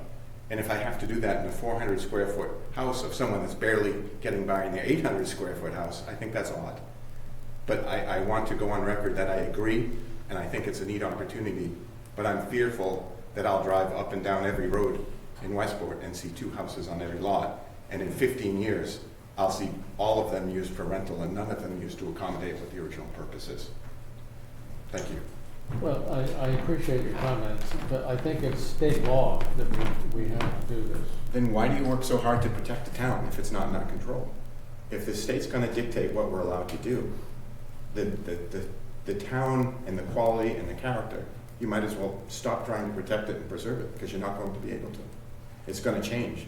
And if all you do is say the state's forcing us, then you're wasting your time here trying to keep the town its simple, beautiful place it is. So if we submit our zoning bylaws, have to go to the Attorney General. I'm not arguing, I'm just saying it seems like a fruitless I'm purpose. just trying to explain. So they have to go to the Attorney General. And we could say, we don't like that state law, we're gonna change it, we're gonna keep it the way we had it already. Attorney General would write us a letter and say, you're non-compliant, it's not enforceable. And you have to go by the Welcome state to the law. new America. I don't know what to say.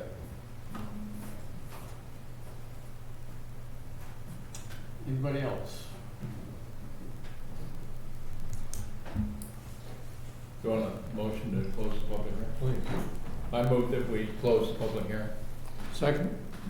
All those in favor? Aye. Aye. You want a motion to send this to the select board? Yeah. I would move that we send the accessory dwelling unit zoning amendments and short-term rentals to the select board as presented by the planner. Second.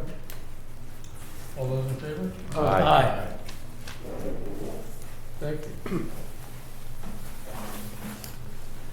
So back to administrative items? Yeah, first I'm going to send down the decision page for 1180 American Legion Highway for you all to have your signature. Okay.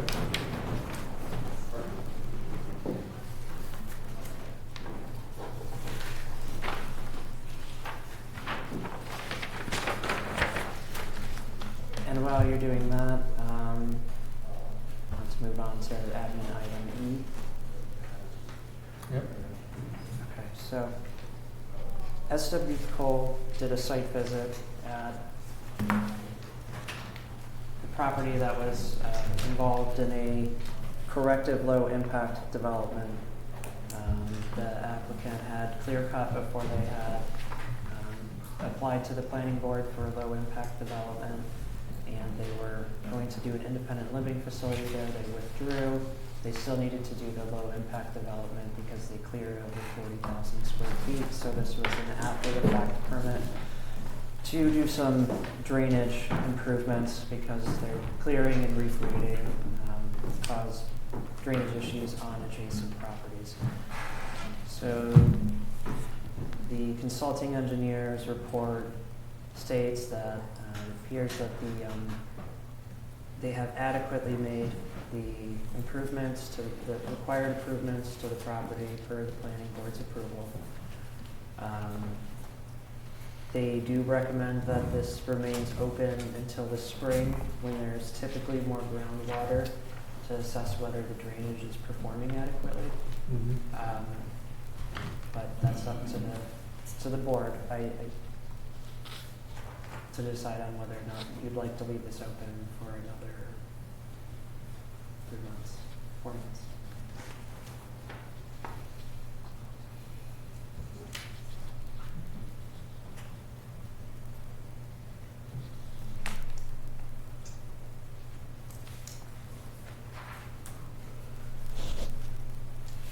Is there any downside for keeping it open until the spring?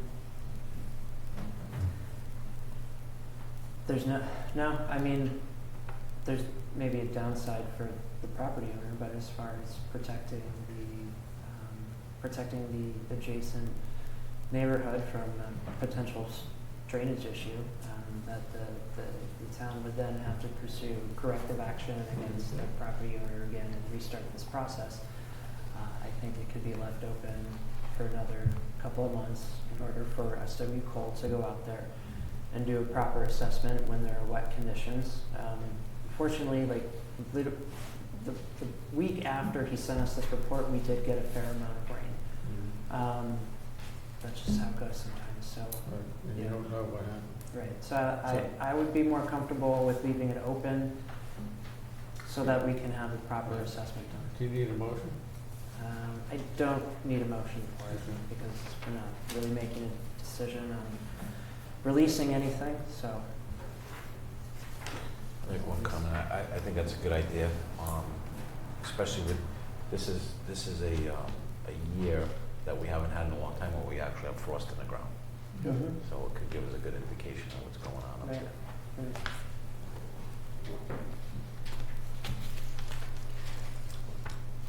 Next is, sorry, was there a comment? No. There was it's the item F, Division Road Tree Survey for Division Road Solar, file number 22-001 SPS. There was a tree survey that was performed as a condition of approval for this special permit. In the special permit, there's no recommended action for the board to take, whether it's sending it to the consulting engineer or the board providing any sort of additional recommendations. I will note that electrical pole permits have been pulled at this site, and building permits have been pulled, so they're working on completing the installation. We do still need as-built updated and have the site inspection from the consulting engineer before they can be granted an occupancy permit. So have they installed the panels? I'm not sure. We haven't had anyone out on site recently, so I don't know the status of the panels themselves. I know they've pulled permits for it though. Okay. But they're done with clearing? Done with clearing? I would assume so. They've had to do a lot of wetlands crossing in order to get, and wetlands replication in order to get back into that site.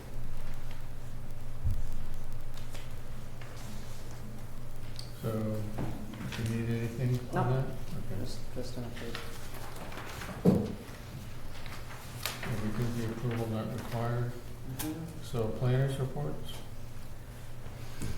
Yeah, I have an update on the Coastal Zone Management Grant and the Municipal Vulnerability Preparedness Grant.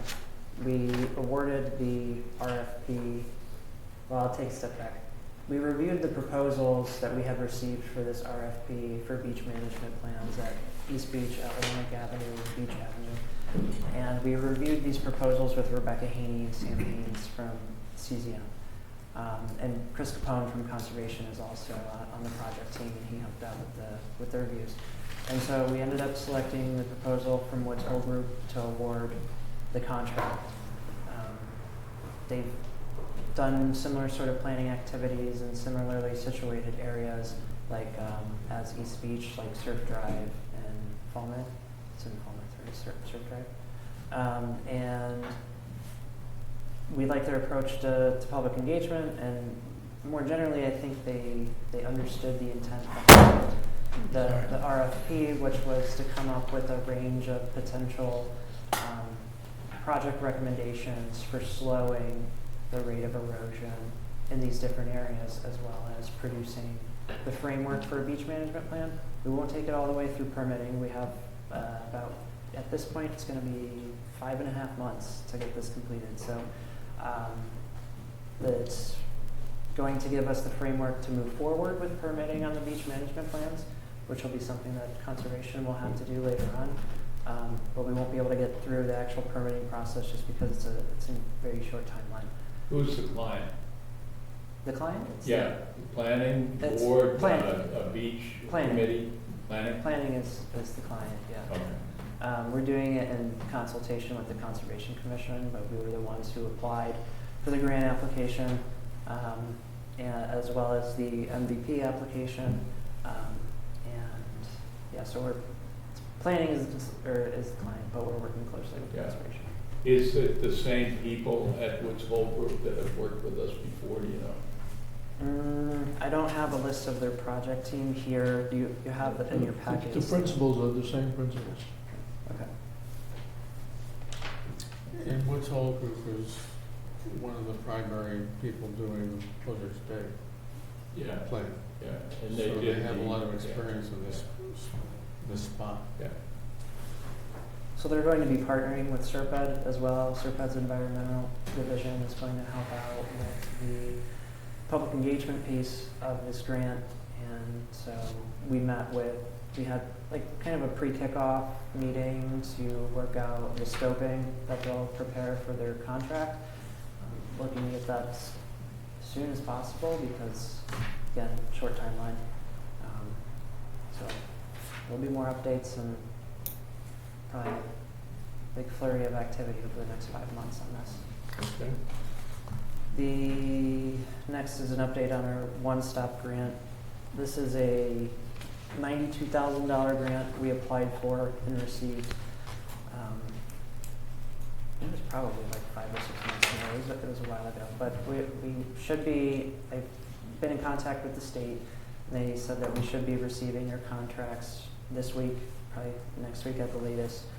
And so this is another one we're going to contract with Serpide with. It's going to be a kind of medium range planning study for the Route 6 area.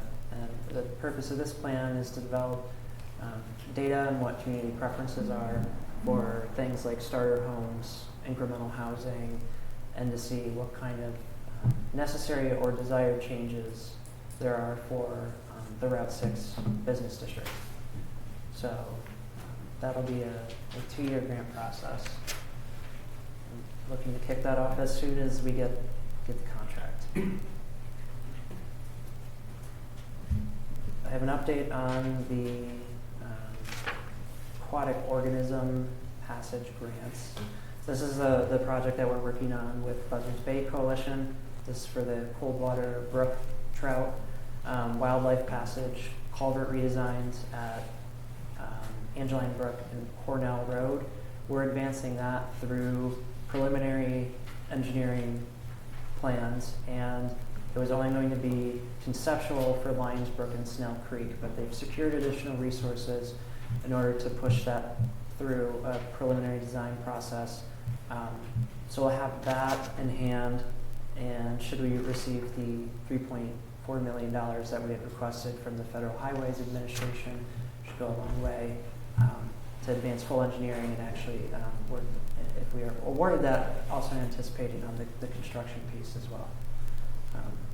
So to be determined on that grant application, but we're at least going to have a full set of plans, or at least a full preliminary plans for the 3 locations, which is good.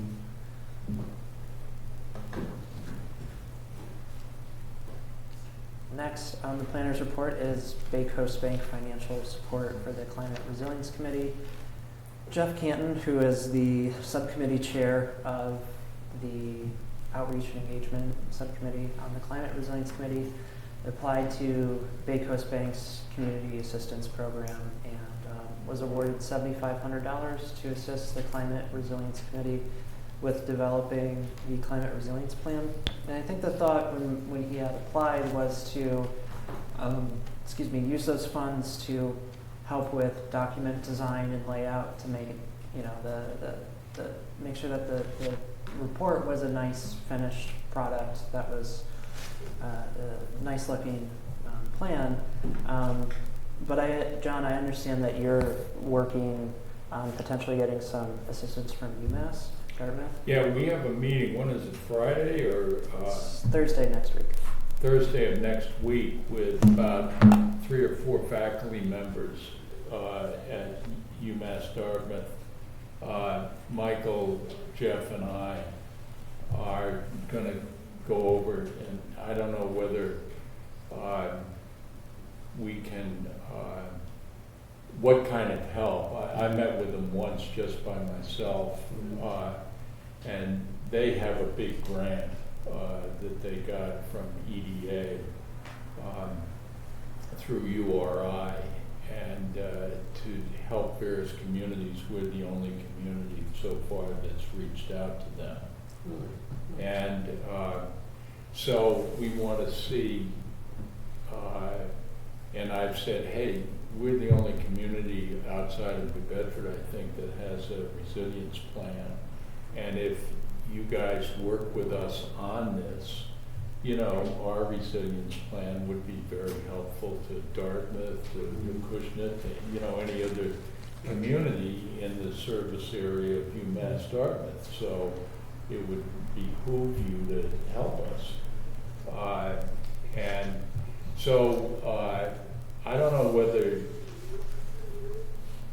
they have their own people and students and faculty and this grant, or whether the Bay Coast thing would be helpful too, but we'll just talk with them and see what happens. Obviously, there's a lot of resources at the university. And I think they're located on Old Westport Road, so we'll see what Yeah. we can do.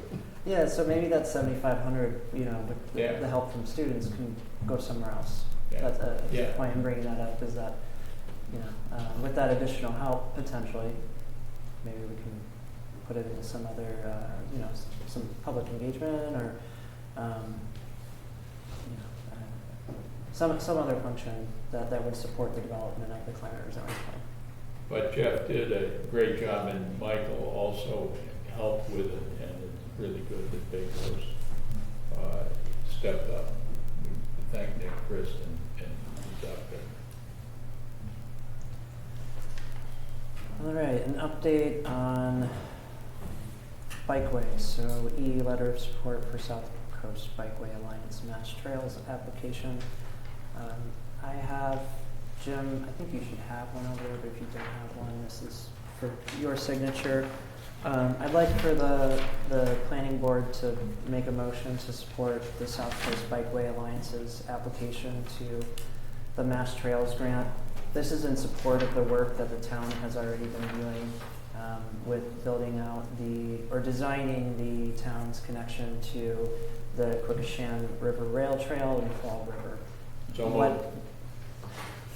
oh, sorry. I was just going to say, what they're applying for is to design out, get a conceptual design that will run all the way across Westport, Dartmouth, and New Bedford to design it up. So go up Sanford Road and then go across Old Bedford Road through Westport. So that would be our portion, and then they do subsequent portions in the next 2 municipalities. So it would go all the way through New Bedford at that level, above Route 6, and sort of in the woods. Mm-hmm. Yeah, and it would be a bit of a lower stress alternative to Route 6, which, Route 6 will be more of a transportation corridor, or be more transportation oriented, just given that there's the bus stops there, businesses, homes. This would be more of a recreational path that you could use to get from community to community. But yeah, it would be an alternative to that. Good. So moved. Second. All those in favor? Aye. And Jim, you seconded that? Yeah. You're throwing me off, you can't. I know. It's a first. I know. History's made. And then lastly is in our housing production plan, which has been in progress for some time, but this is a final draft, I guess. So the Serped, their housing division, is helping us prepare this update to the housing production plan. And so the purpose of the housing production plan is to give a comprehensive housing needs assessment for the town, as well as to set some goals in the plan, some housing oriented goals for the town, and then develop some implementation strategies. The housing production plan also helps provide guidance on where 40B projects could be located in the town that Mass Housing would take into consideration. So it's a good document to have, and we're going to push forward on implementing the recommendations here. But we would like all of you to review this, and perhaps by our meeting in February, provide comments. I started my own in-depth review of it, and I'll send you all a reminder sometime in February to get comments over.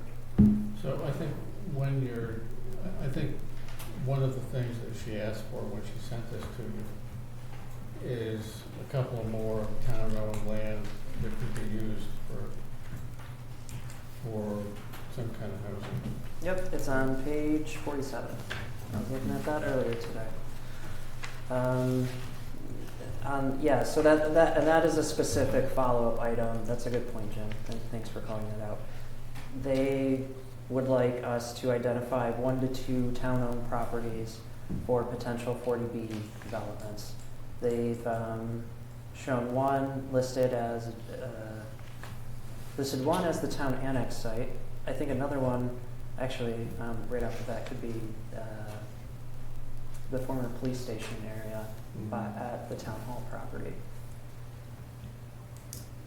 And then one private site for housing production. So if you have any areas in general, just let me know. That would be helpful to include in the report. Is your house in the picture? Almost. I thought this was ours, this is Bridge Street, though. Oh, yeah?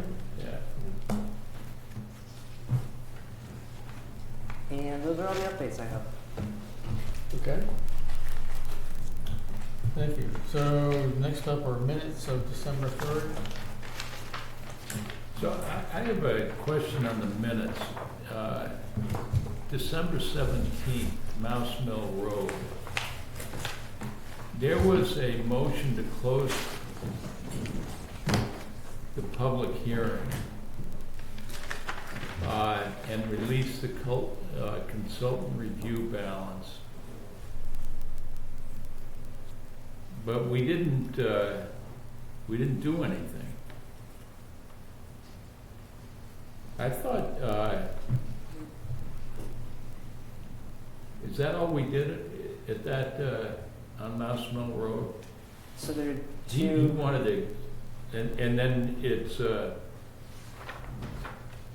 and then we just go on to the next, he wanted a continuance or, Is this that particular meeting where there was the public hearing? Because Yeah. I think the planning board had to do two things. When there was a motion to deny the application, we had forgotten to also close that public hearing. So then at the next public meeting, the hearing was closed. So that might be. so we just closed the public. And he wanted, oh, all right, so there was a meeting where he wanted to, or we wanted it suggested to continue, and he didn't want it continued. Right. That's correct. We Was voted- that meeting on December 17th, or was that a different meeting? Because it seems like all we're doing here is closing the public hearing. I think it was the 3rd. That was a different meeting. Yeah. I Okay. think that was in a different meeting. that That's a we- different meeting, okay. All right, I'll check really quick.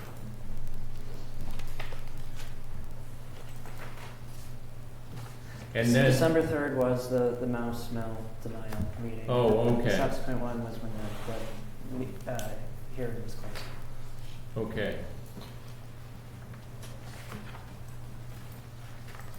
All right, Yeah, it's on page 3 of 5 of the 3rd.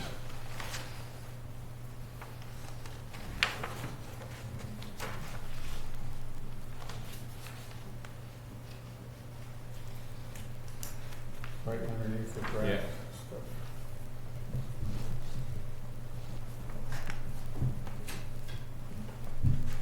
And Michael's right, we didn't close the public hearing, we just denied it. So we had to close the public hearing at the next meeting. all right, then I would move that we approve the minutes of December 17th, 2024. Second. All those in favor? Aye. Now December 3rd. We just have one set of minutes in front of us. right? It's in the iPad. Oh, it's in the iPad. I,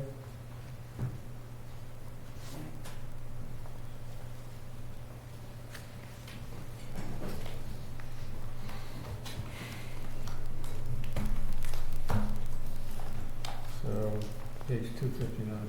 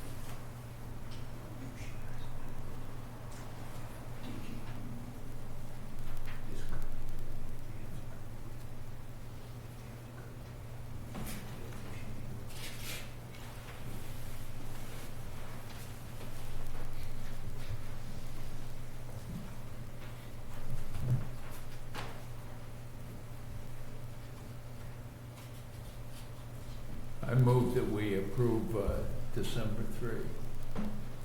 I second that. All those in favor? Aye. I'm sorry, you haven't done I second it. Oh, you were saying something after? I was just going to say that the minutes really are very good. I mean, they're very, Little different format, and they're great. they really are very, and since these become public records, you can really get a sense of what was going on in the meeting. Well done, Nadine.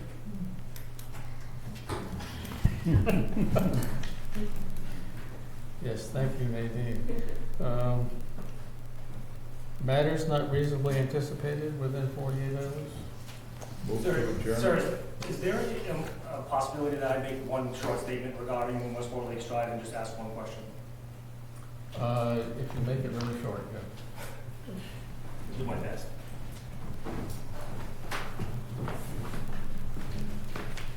Again, Brent Ferrer, 26 Westport Lakes Drive. I understand procedurally that the town may not have a choice on whether to revoke or not revoke the subdivision plan for Westport Lakes Drive. However, I would submit that whoever is deemed responsible, at whichever point this becomes, to finish the roadway and the subdivision, I would submit that whichever way it goes, I would submit that because of all of the length of time and the expiration of all of the covenants and permits, that I would submit that, I don't know if I said it before, that I think that they should be required to follow the current subdivision rules and regulations, which may be different than what was back in 2005, 6, 7, 8. They are slightly. To include sidewalks, Yes. fire suppression cisterns, which we do not have. I would submit that they would be required to follow the current subdivision rules and regulations. Second, I just have one question about, on the actual subdivision rules and regulations on page 31, where it says heading C, 1 dwelling per lot. I guess my question is is there any substance to this where it says no more than one building design or available for use for dwelling purposes shall be erected or placed or converted to use as such on any lot in a subdivision or elsewhere in the town of Westport? Understanding that this new ADU thing is a little different, like I guess it may not be different where, my question is, this may not have been pertaining back in 2005, 6, 7, 8 when this subdivision plan was approved. The 1 dwelling per lot. Would that include those other lots that they're now trying to put 38 subdivided lots onto that one big parcel? If that was included in the original subdivision plan, then I would argue that if following the rules and regulations, they would not be able to further subdivide that lot that already is part of the original subdivision plan. So I appreciate the question, and I'm not sure I have a complete answer yet. I'd have to go back and wade through all the paper on this thing. Is that big parcel a parcel, or is it a lot? There's a difference. So if it were a parcel, it wouldn't be considered a lot, and I don't think it would be considered a lot subject to that requirement. Okay, so if I just grab the phone. I think out of the 206 acres, 33 acres was that one lot. But was it a lot or a parcel? So in the 206 acres was a parcel. The 33 acres was a lot, I think, to put one house on. I don't know without going through them. In the letter addressed to Blue Cat LLC from the planner, it says it does essentially ID them as parcel IDs 31, 31C, 31B, and then it goes on to read are the subject parcels of Pine Ridge 40B application currently under consideration of the Zoning Board of Appeals. The Planning Board holds the covenant as well as a surety to ensure that the subdivision infrastructure is installed adequately. So it seems like that they would be included in that subdivision. according to this letter. Furthermore, it says, accordingly, the planning board finds that no development shall occur on these parcels, nor shall the properties be transferred to a new owner until the Westport Lakes Road and Golfview Lane, which was never constructed, and associated stormwater infrastructure are installed and are repaired, maintained, inspected, and released by the planning board. It Correct. seems conflicting, basically because it seems like that this should have been done in 2015 when the property was transferred to Coastal Harvest.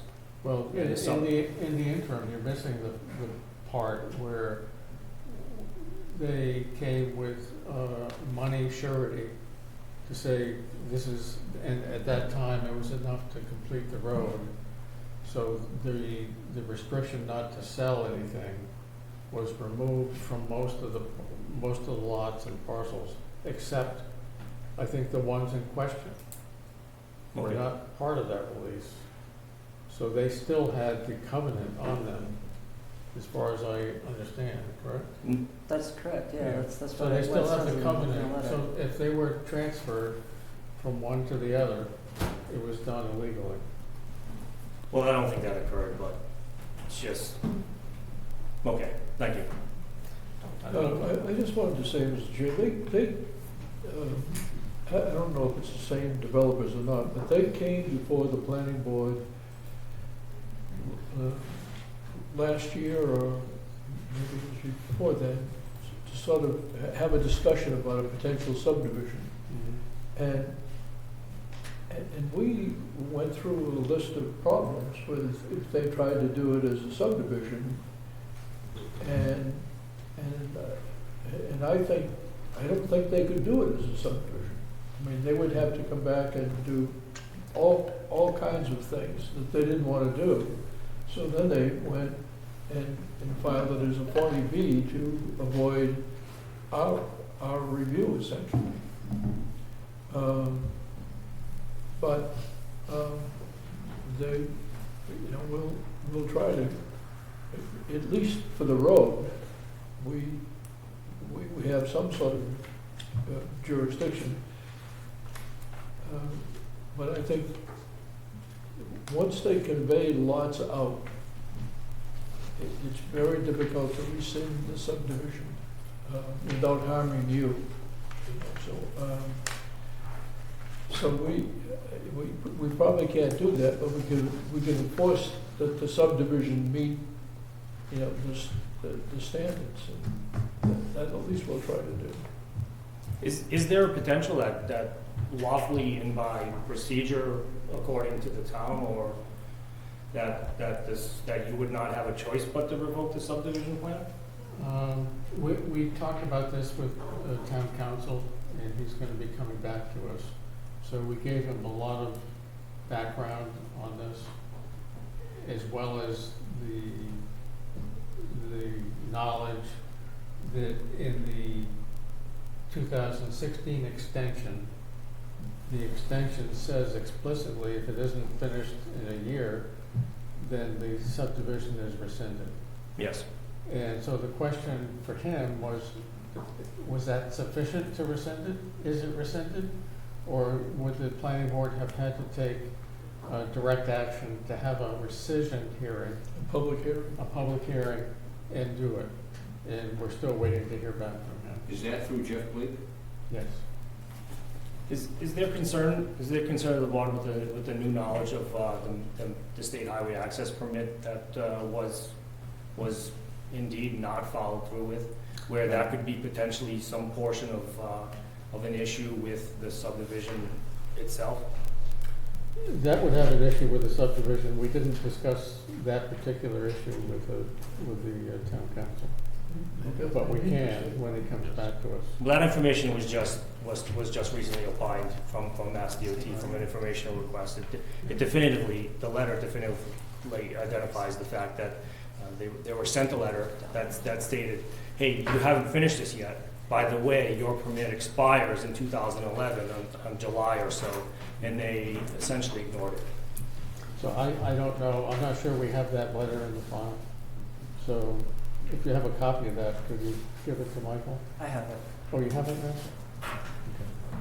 Thank you. Thank you. Jim, on the matters not anticipated, could we talk about that Mass Highway thing then? Like, well, so we also just had that situation where we have another applicant that's claiming that he doesn't need to apply for that. So I think Michael should probably let that applicant know that he needs to apply for that anyway. In addition, we have some, we might want to, you know, this new online permitting coming up, and the commissioner that we have now, we might want to make sure we get that procedure up on site access and utility access, because we had 2 applicants in here that we've had problems over numerous years that that's the case. We also have we have some town-owned property that has a subdivision on it that's not been built, and a nonprofit, I believe, runs the ball fields that our children are at, and it's also not had a Mass Highway curb cut permit. And the select board last year made a call out the highway to clean up the areas out there, and I actually went out at that time, and I'm like, hey, you don't even have a stop sign here. They're coming out of here, nobody realizes that there's 177s here, and somebody's gonna drive right out on the side there. So I think that might be something we need to look into too, on how we can fix that. It's a town-owned subdivision. It's probably in the same situation as this, and it was around the same area, at the same timeline that it was done. It's never been built, and hundreds of our kids are using the facility now. There's 2 facilities. There's one on Sanford Road, the soccer fields, and then there's the ball fields on 177. But the ball fields are the ones that I'm saying with Mass Highway curb cut, that one's kind of. Yeah, Sanford Road wouldn't need that. Yeah, that's a local street. But that procedure, it's pretty simple, and it actually will help the town and the applicant, and it's not made to. They want the design before you apply. So those changes that are on these projects, when they come up, there's a whole. Mass Highway tells you when you need to do this. Right. Basically, if you're going to cut trees, you need to do it. Anything that you need to do. So, and it's not that. Once the plan's done, it's a matter of on shops. It might cost $150.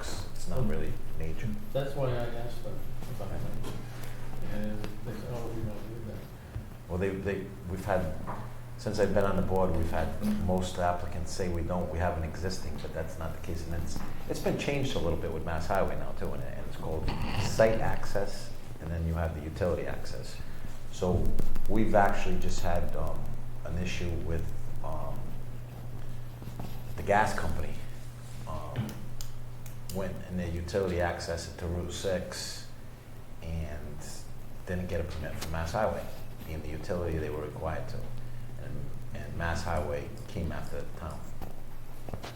Actually, the highway, looked at the highway, and then we had another situation today where the Board of Health went by another property on Route 6, and they were actually tying a drain into Mass Highway, and called up Highway, and Highway went, well, it's not my jurisdiction. So basically that would be probably the building inspector's jurisdiction. Okay, so I would entertain a motion. Move to adjourn. All those in favor? Aye. So